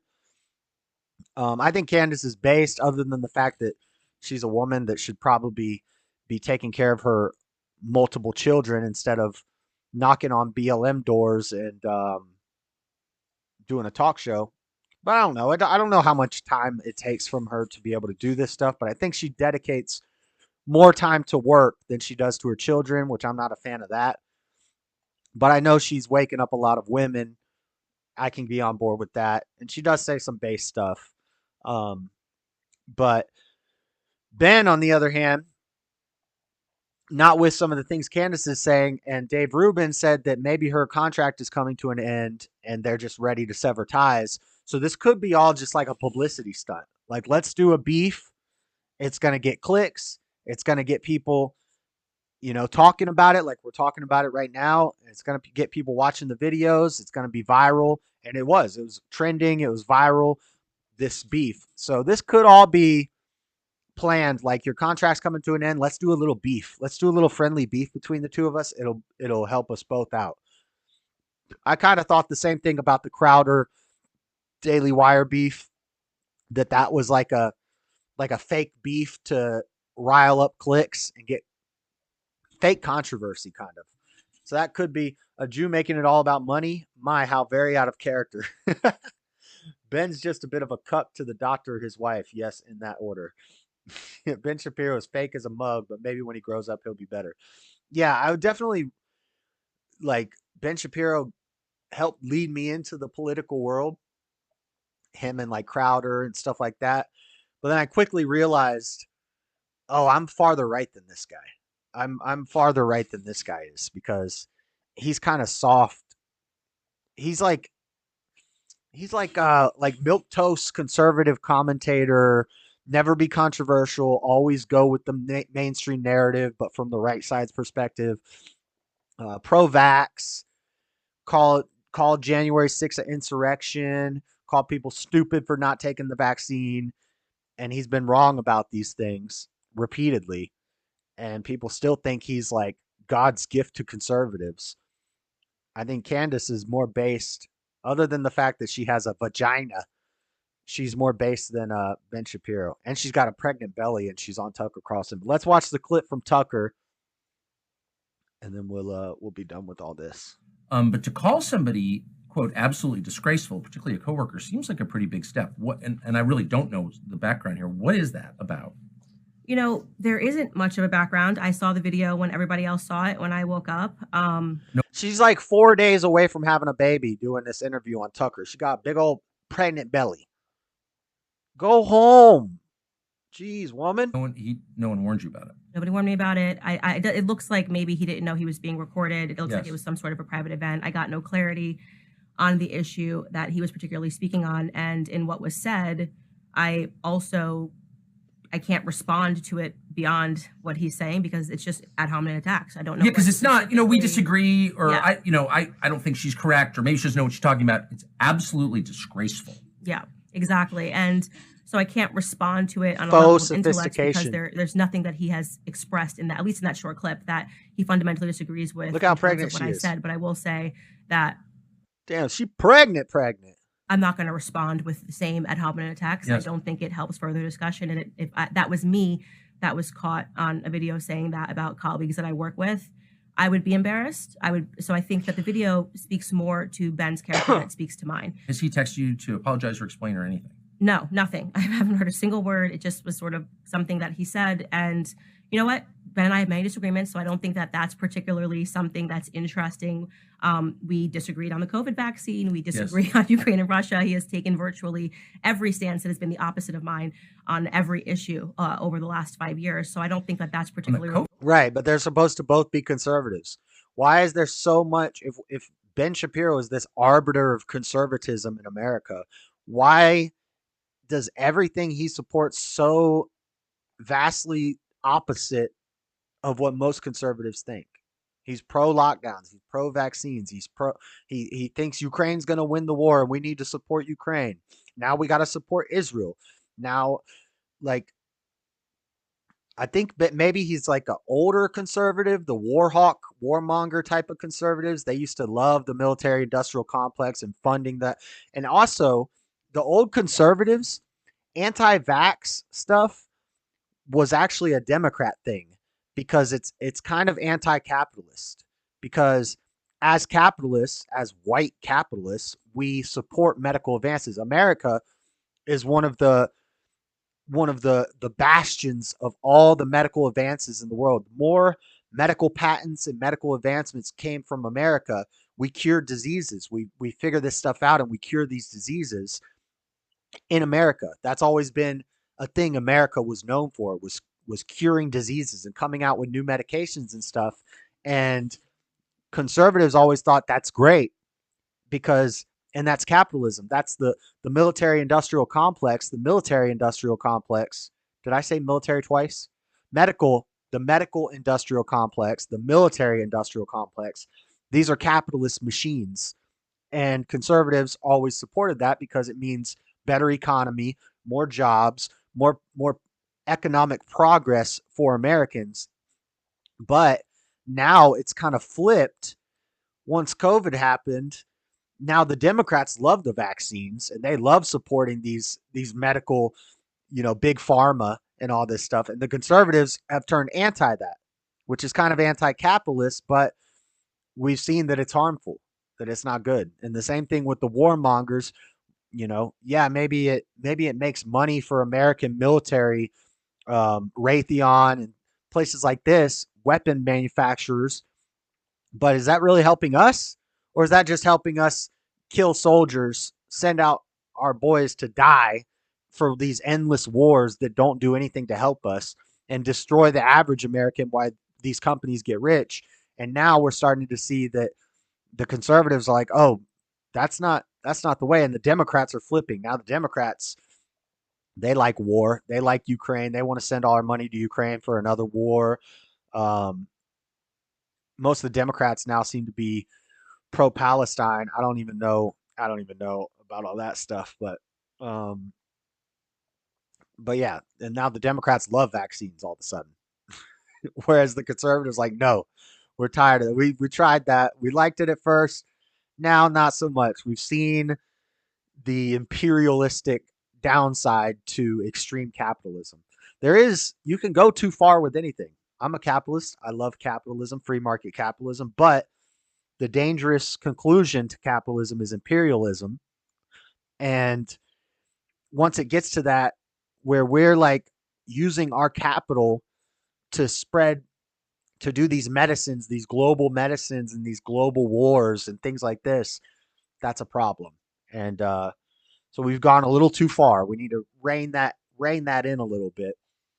And the Democrats, they're just stupid. So they just go wherever the wind blows them. Remarkable. Really, I didn't remember that. Yeah, he was pro the COVID vaccine. I was anti the vaccine. We were all idiots for not getting the vaccine. So that's totally fine. I am totally open to people having. Now we're known for fat trannies. I would hope that amongst colleagues. I know America used to be where we came up with all the cures for the diseases. Now we're known for fat trannies.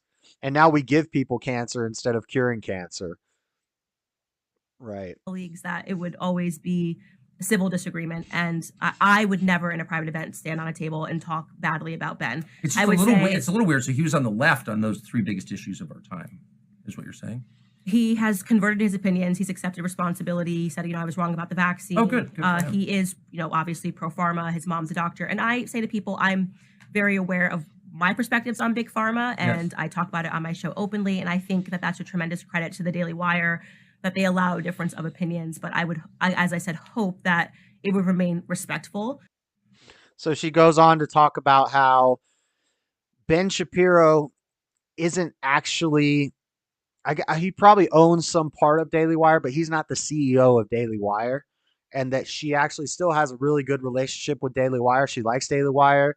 And that Ben isn't this Daily Wire studio is in Nashville, Tennessee. And that's where most of these Candace and Matt Walsh and Michael Knowles and Brett Cooper, they're all in Nashville. And they go to the studio and film. Whereas Ben Shapiro lives in Florida.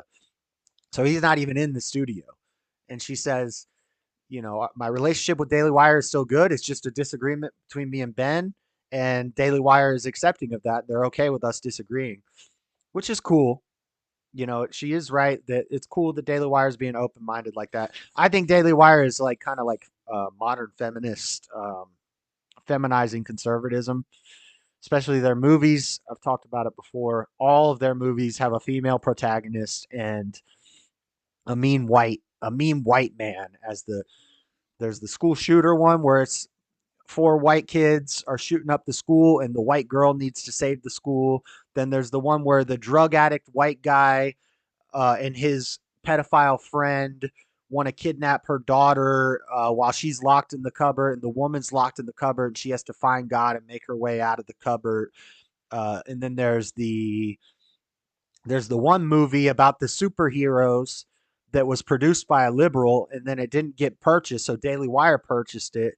And it's a liberal movie where the hero is a white girl and her brother, the other hero of the movie, is a black guy, and they're brother and sister, and those are the heroes of the movie. There's the new one coming out, Trouble on the Prairie or whatever, with Gina Carano, and she is the protagonist. She's the hero, and she's got to stop her prairie farmhouse from being raided by these nasty white men that come along.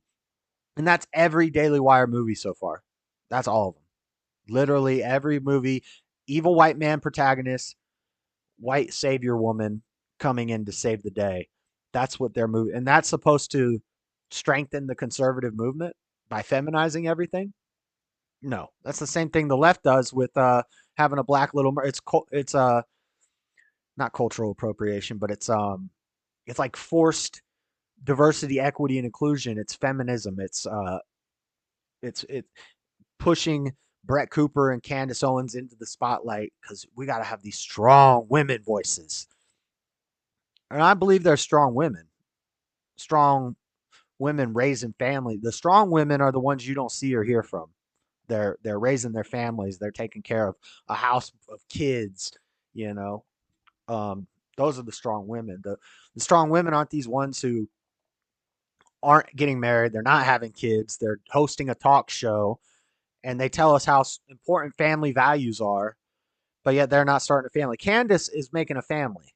Candace is doing a family, so that's good. But, you know, if you're dedicating all this time to your work, how much time is your dad, or is the dad at home being nanny? Dad is at home being nanny to all the kids you keep pumping out while you're on TV, doing tours, doing all this stuff. So when Ben turns 18, he's going to unleash. Yeah. But I don't know.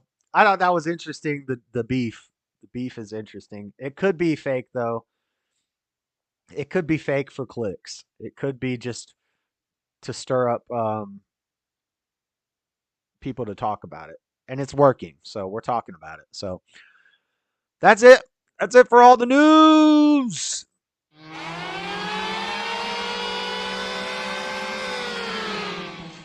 All right. So for about an hour, maybe less, for a little while, let's wrap the show up talking about a very exciting, interesting story that I have never done a deep dive into. I've heard about it. I've heard talk about it. I've heard talk of the Killdozer and Marvin Haymeyer. Rest in peace. Oh, spoiler alert. Damn, I shouldn't have said that. I just spoiled it. That leads into the one problem I have with Martin Haymeyer is that he went out like a bitch. He went out like a bitch. I'm sorry. You know, I would have had more respect for dude if he would have climbed out of that hatch and said, "Take me to jail." Turned himself in, went and been some prophet in a prison somewhere, and like done interviews from prison and explained everything, and that would have made him a hero in my mind. But the way he went out, I don't know. He kind of took the easy way out, you know? But we'll get into all that. We'll talk about Killdozer.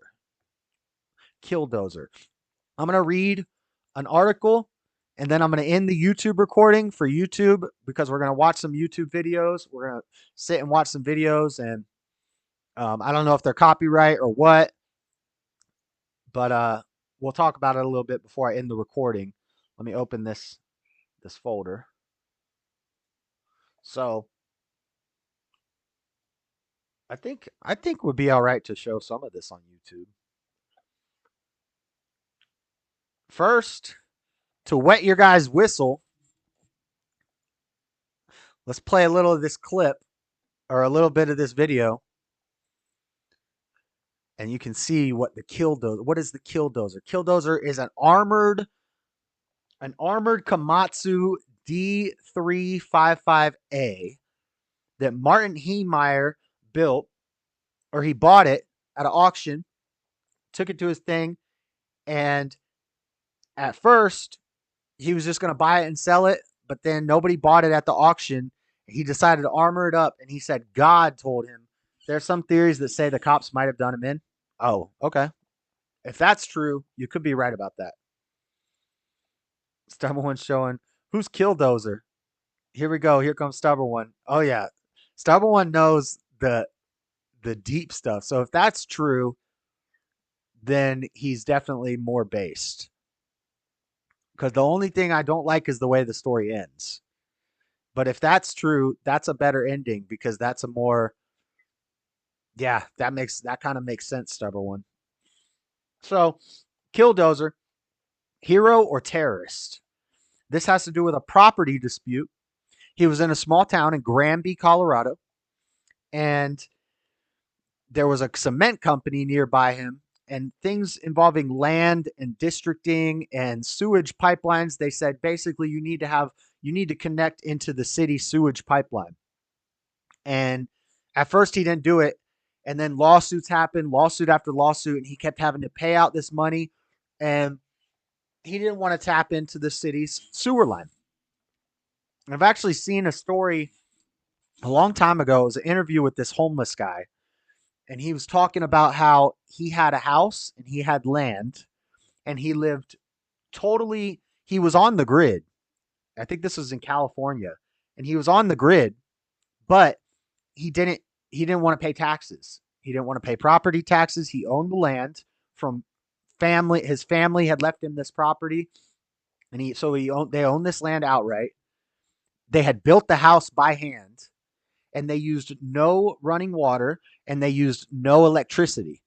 Everything, they were living like off the grid, but they were on the grid. And the city kept saying, you need to tie into our public water. You need to tie into our public sewage. You need to tie into our public electricity. You need to do all this stuff because the way it's zoned, you have to do it. And he didn't want to do it. And eventually they came and took his house from him, and this guy became homeless and he lost everything. And it was kind of messed up. And I was like, whoa, I don't like that. That's messed up. You are missing a lot. Well, I haven't even got to it yet. Hold on. We're doing a side story right now. But anyway, so this had to do with the Granby guy. Similar situation. They want him to tie into the public works, and the city is after him because it's a small town and he's a new guy to the town, and they're coming after him for it. And so what does he do? Well, this is what he does. And we'll go deeper into it. Right now we're just wetting your whistle because Seesaw doesn't know what the Killdozer is. This is tape.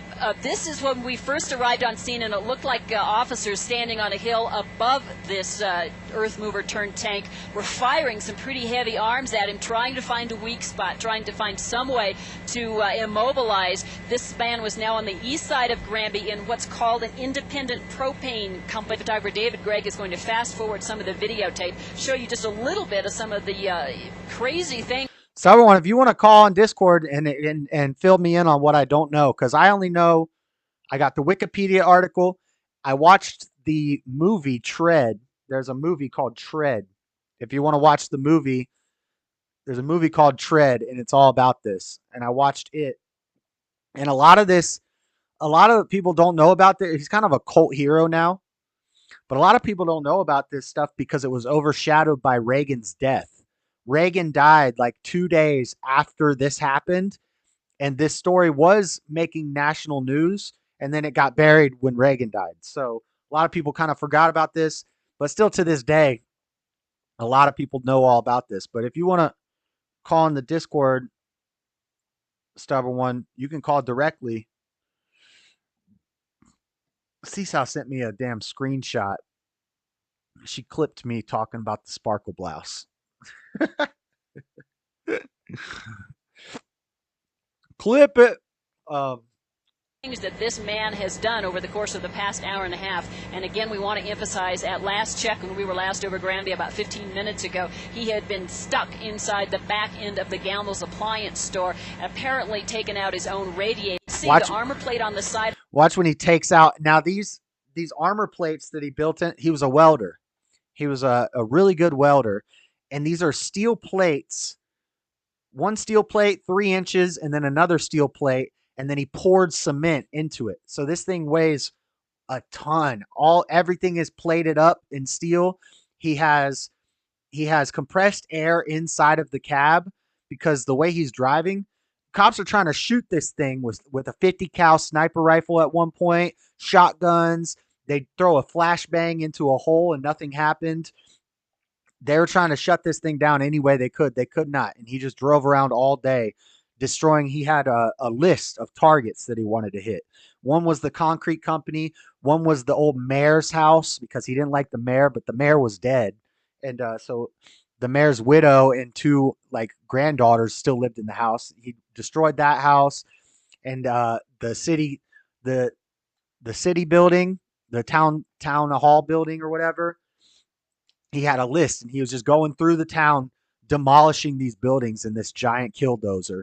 And one of my first questions was, did he kill anybody? And spoiler alert, he did not kill anybody except for potentially one person. And but nobody died. He did tons of damage. He said he was $300,000 in the hole by trying to fight all these legal problems and these lawsuits and paying money to the government and not getting anything back for it. And he was just fed up. He was pissed off. And he said, I'm going to do more than $300,000 of damage to this town. And before he did it, he sold his property. He sold everything he owns. He loved snowmobiling. He sold his snowmobiles. He sold everything so that after this happened, they would have no way to recoup the money from him or from his family that he had done in damages. He only had to hook into a city sewer because they rezoned his land out of spite. That's why he was fighting it.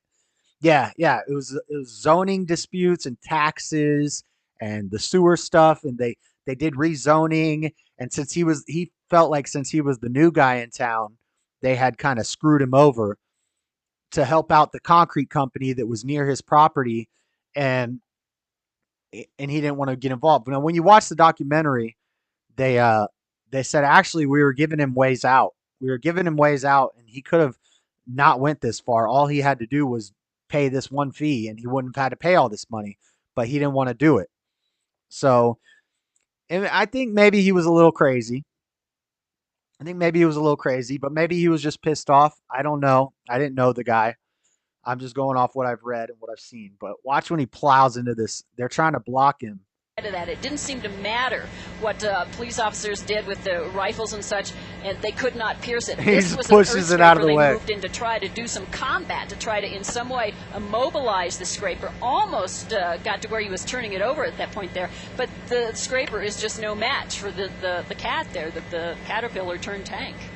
If you're just joining, weapons out of this, and I think that's he exactly drove around all day. What you see on right there may have taken out a radiator. He doesn't stop for light poles. He doesn't stop for buildings. He takes out the corner of the copycat store. Again, this is right in downtown Granby. And then the Gamble store next to this became another prime. So the copycat store was not a target. He just was turning and he accidentally clipped a corner. But the Granby building was a target, and he takes that building out. Target. He backed up while the radiator's smoking. While he has any power left, he's going to attack that Gamble's appliance store. Many of the stores, the buildings, the offices that we... He sold everything because they bankrupted him and the court ordered him to pay a ton of fees and fines. The irony is that the Dozer was the one thing that didn't sell at the auction. Yeah, that's what he said. There's recordings of him talking, and he says that he sold everything so that they couldn't get back the money because he was planning on doing this, but he was looking for any way out. He kept looking for a way out. So then he sold everything at auction, and he had the Dozer at the auction, but it didn't sell. And he said, that's a sign from God that I was meant to do this, because the only thing that didn't sell was the Dozer. But I don't remember if it was him who said it or if it was commentary in the documentary, but somewhere they said that he was selling off everything, and then he gave the money to his kids through a certain I forget what it's called, but he did some loophole where he gave the money to his kids. That way he didn't have the money. So yeah, he was bankrupt. He sold everything, but instead of keeping the money in an account, he gave it all away to his family. That way, after he did this, they couldn't get back any of the money from the damages that he did. He was a religious man. He asked God to help him be caught if it wasn't meant to happen. Yeah, he said repeatedly he was trying to get caught. He was like, and at one point they had to do a inspection or an appraisal on his property, and they walked by the thing and saw it under a tarp. And they didn't pick up the tarp. They didn't look under it. They didn't ask anything about it. Or he made up some story about some cooling systems that he was working on. And he said, I was trying to get caught, and I didn't get caught. And he said, when I tried to sell the Dozer at the auction, if they would have paid for it, then I would have walked away. But nobody bought. The one thing that didn't sell was the Dozer. And he said, this was God's sign that I was meant to do this. If you put your money in a life insurance policy, the government cannot touch it at all. Yeah, he did something like that, or he gave the money to his family basically so that he didn't have the money after he did this for them to pay for the damages. He wanted the city to have to pay for these damages because he said, you guys cost me $300,000. I'm going to cost you much more than $300,000. I've seen him take out apparently seemed to have some rhyme or reason to him, some kind of history, some kind of ongoing gripe that were part of his problem with the city officials and some of the other business owners in Granby. He said, I'm going to build an alternate route because they messed up the travel route to get to his muffler shop when they did all the rezoning and building and stuff. He said, I'm going to build an alternate route to my muffler shop. I'm just going to drive this Dozer straight through, and then people can come to my muffler shop. So he had a problem with the concrete plant. He's going to turn around here and make one last stand and shove that Caterpillar into the Gamble's appliance store. Lou, according to some witnesses, that he reportedly also is armed with a machine gun. Can you see that from your vantage point? We think he had little portholes that just big enough for the rifle of his gun, and he could stick his gun through and shoot at people. He shot at officers. He drove through a barrier that officers were behind, and he plowed through it. So he was threatening the lives of people, but nobody died except for one person. One person dies in this story. I think there was absolutely no truth to that. We were hearing different reports, some along those lines. We also heard reports that at one point they were trying to get an armor-piercing machine gun brought in from Hot Sulphur Springs, which is... Right. The sheriff had a 50 cal. One of the other guys says, hey, look what I got, Sheriff. And it's a 50 cal rifle. And they were shooting it straight at this thing, and it wasn't doing anything. They could not pierce into this armor. One of the sheriffs climbs on the roof of it and drops a flashbang into a hole, and it blows up. Nothing happens. The thing keeps going. Eventually, the motor just overheats, and the machine shuts down. It was about 10 miles down the highway. That apparently had become immobilized, and we had SWAT team members trying to figure out how to get inside. the Caterpillar. And is that where it stands right now, Lou? Have they gotten inside? Do you know? We don't know. We haven't been able to communicate with our crew on the ground up here. You can see he just is deliberate and determined, and nothing will stop him except his own equipment. What we're going to do, if you can stay with me now, he's going to make one last stand here. We're going to fast forward again and show you how far he gets, and then we'll take it up to where we actually have members of the Grant County SWAT team, the Sheriff's Office SWAT team, standing on top of the Caterpillar, trying to figure out how to get in. I'm sure police officers, sheriff's deputies were themselves assuming for a time that he was armed because they were trying to keep their distance, trying to take cover. Actually took cover, as you can see there, behind the scraper, but they seemed to realize at some point that he was unable to shoot out, and that at this point he was like a turtle on his back. He was very vulnerable. He had because they said there were portholes, and they were trying to like glass portholes, and they were trying to shoot at them. And then one of the guys climbed on the machine and looked into the porthole, and it was like half-inch thick black glass that there's no way you could see through. And they're like, how is he driving this thing? They figured out that he had 5 cameras mounted on the outside going to monitors inside of the machine. And he was driving by watching the cameras. And he had compressed air tanks inside of the thing with him that ran to tubes. And the tubes would come out right in front of the camera lens because of all the rubble that's coming down. He planned for this. Whenever the cameras got dust in the lens and he couldn't see, he would turn on the compressed air, and it would blow compressed air onto the camera lens to blow off the dust. This guy planned for everything. One last stand sums it up. I feel for Marvin. Yep. Gotten himself wedged, he disabled the Caterpillar, and there was no place for him to go. The challenge now was to get him out of there. We don't know how that stands. So the video we're looking at is of that department store you were talking about. So the engine dies. It goes quiet for a while. They end up blowing up 2 giant bombs that don't damage the machine at all, but they're so huge that the concussion of the blast, they said, probably would have killed him. But I don't think it did kill him, because the one person who dies in this story is Marvin Heemeyer. They say, now Stubborn One contests this, and I don't know, maybe he's right. They say, and there's a picture, maybe I can pull up when I get off YouTube, I'll pull it up from the documentary or from the movie. In the last scene, there's actually an image of him hunched over in his seat, dead, and there's a .357 revolver next to him. And they say that he put the revolver in his mouth and that he finished it before the cops ever got in. And when the cops got in, the revolver is sitting conveniently on the floor next to him, and he's got a hole in his head, and he's dead. Now, what Stubborn One said I didn't think about, and I didn't read anything about that, but it seems like that makes sense that that they might have taken him out, you know, because the small town people were pissed at him. Store at a public land auction, and that unbeknownst to him, this is his friend on the phone. The man who had owned the property and that was losing it was this back area here. In the beginning, one of the cops was trying to climb on it, and he said the whole thing was lathered in Vaseline or oil so that people couldn't climb up it. So he planned for everything. bidding against him, and he wasn't able to exceed the bid that this person had bid on, so he ended up winning the property.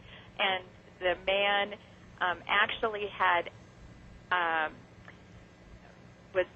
annexed this piece of property under the table with the town of Granby, and that Marv didn't know anything about this, and so he tried to sell the previous owner, the land back, and he didn't have enough money. And so then when Marv was trying to develop this property... Bonnie, let's jump in here. Let's be careful not to say names, because obviously this person is not considered, he's a suspect. He hasn't been identified. Exactly. Yeah. So he's still inside, we understand. Tell me about this vehicle. Did he actually say he was going to take a bulldozer and armor it? Well, he didn't say he was going to armor it. He said, I'm going to take a bulldozer and to the town. And did he say specific buildings, specific businesses? No, because I didn't know the people. He had a list on a notepad with the specific buildings. He did endanger some people, though, when he went to the town hall. The library was on the first floor, and there was a bunch of kids in the library. So that's kind of bad. But Yeah, I think he snapped. I think he might have been a decent guy and he just snapped. So let's read about what Wikipedia has to say about it. And then we'll watch another video and we'll watch a few scenes from the documentary when we are done with YouTube. But Marvin John Heemeyer was an American automobile muffler repair shop owner who demolished numerous buildings with a modified bulldozer in Granby, Colorado in 2004. Heemeyer had various grudges against Granby town officials, neighbors of his muffler shop, the local press, and various other citizens of Granby. Over about 18 months, Heemeyer had secretly armored a Komatsu D355A bulldozer with layers of steel and concrete. On Friday, June 4th, Heemeyer used the bulldozer to demolish the Granby Town Hall, the house of a former mayor, and several other buildings. He killed himself after the bulldozer got stuck in a hardware store he was destroying. No one else was injured or killed, in part due to timely evacuation orders. Marvin Heemeyer was born October 28th in a dairy farm in South Dakota. He moved to Colorado. His friends stated he had no relatives in the area. John Baldry, a friend of Heemeyer, said that he was a likable person. His brother Ken stated that he would bend over backwards for anyone. However, while many people described him as an affable person, local resident Christy Baker claimed that her husband was threatened by Heemeyer after refusing to pay for a disputed muffler repair. Baker said her husband later paid Heemeyer $124.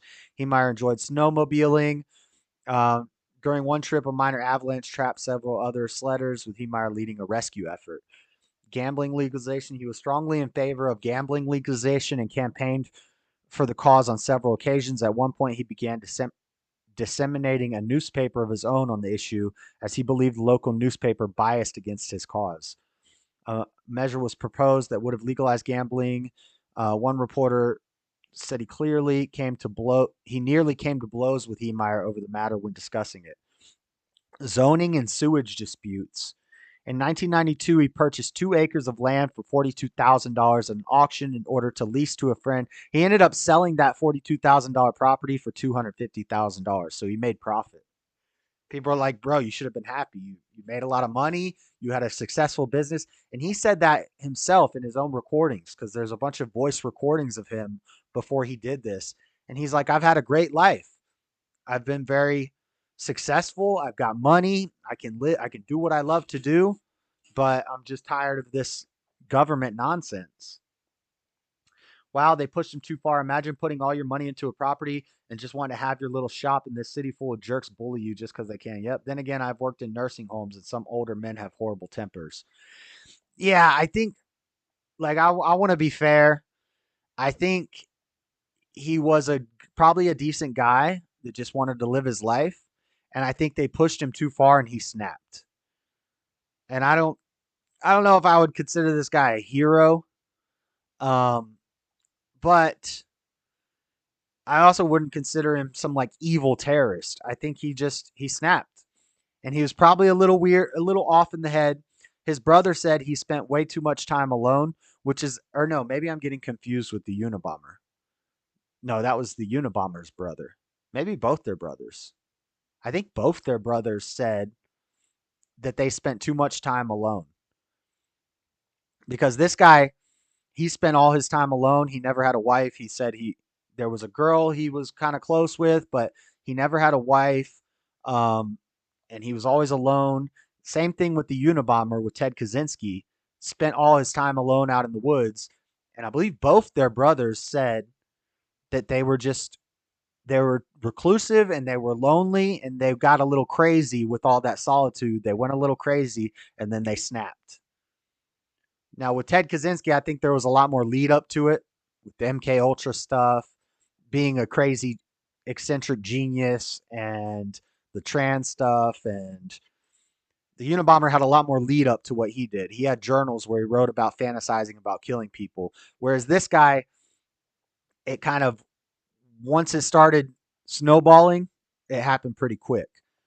Property Heemeyer acquired had an inadequate solution to sewage, specifically putting it in a burled concrete truck barrel left there by previous owners. As a result, soon after he acquired the property, Heemeyer contacted the sewer district and asked if he could get a sewage line put into the property. The sewage district agreed to annex the property into the sewer district, but the owner had to put in a 100-foot line and a lift station at their own expense.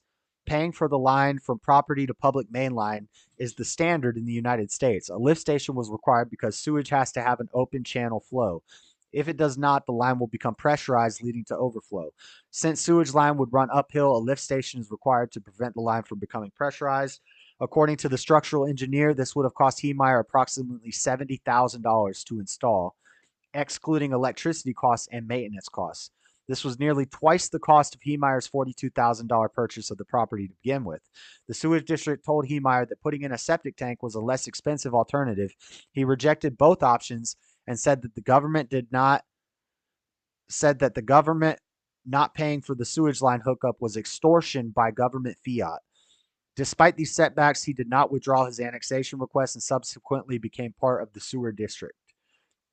By 1993, he had changed his mind regarding the plan to lease and instead opened a muffler repair shop on the property. In 1997, the Dochev family wanted to expand their concrete business by constructing an indoor concrete batch plant and were buying up the land around their current lot, hoping to lease the remaining 23 parcels to small manufacturers, creating a small commercial light industrial park. When bringing these plans to the Town Planning Commission, they informed that they needed a planned development overlay district permit to construct the plant. The Town Planning Commission also suggested that the Dochev family ask if they could purchase Heemeyer's plot to keep the plant away from the hotels and businesses on Route 40. John Dochev, son of Cody, therefore approached Heemeyer on behalf of the family to ask if they could buy the land and build an indoor concrete batch plant as part of the thing. He said he'd sell it for, and I remember this from the documentary. He said he'd sell it for $250, and they said okay. And he was like, "Whoa!" I don't think he expected them to say yes to pay for $250,000 for this property that he only paid $42,000 for. But they said yes. So then he backed out of the deal, and he came back, and he said he had it appraised, and now it's worth $375,000. So you need to pay $375,000. Then they said yes to that, which he wasn't expecting. It took them time to secure the money, but when they returned with $350,000, he claimed another appraisal had raised the value to $450,000. So he really didn't want to sell the property. He told them, "I'll do it for $250,000." They said, "Yeah." He's like, "Oh, well, no, I'll do it for $375,000." And they said, "Okay, we'll get that." And then he said, "No, I'll do it for $450,000." So this is where I see that Martin was a little wishy-washy, and I think I've listened to the tapes. He's a little eccentric, a little crazy. That's why he was calling it government extortion. And there was a workaround. He could make a short connection pipe and connect to his neighbor's sewer line. The neighbor agreed until the guy who wanted the land talked to him. Then he ghosted him. Huh. Yeah. And all this could just be the narrative. I'm just reading you the public narrative. A lot of this there could have been stuff going on behind the scenes. Maybe they were just screwing this guy and he was totally done with it and he had enough. Or maybe he was a little crazy. Maybe he was doing the right thing. Maybe the cops killed him. Maybe he killed himself. A lot of that we can speculate on, but I'm just reading what the public narrative is. Heemeyer publicly campaigned heavily against the plant, attempting to create a movement opposed to it on environmental grounds. Due in part to his canvassing, hearings were initially packed against the plant, with concerns raised about the dust, the noise, and what it would look like. The Dochefs addressed these concerns by promising to install additional measures against dust and noise and presented miniatures of the plant to concerned citizens. With opposition dwindling, though, the discovery of procedural error forced the process of applying to restart. During this process in November 2000, Heemeyer filed a lawsuit to block the project. Opposition was also dampened after a town clerk wrote to a local paper arguing that Heemeyer had a vendetta against the Dochefs due to their failure to pay an exorbitant price for his property, causing many remaining allies of Heemeyer to abandon his cause. On January 9, 2001, preliminary plans for the plant were approved near unanimously. Only Heemeyer remained opposed. This made the final approval of Granby's zoning commission and trustee in April a formality.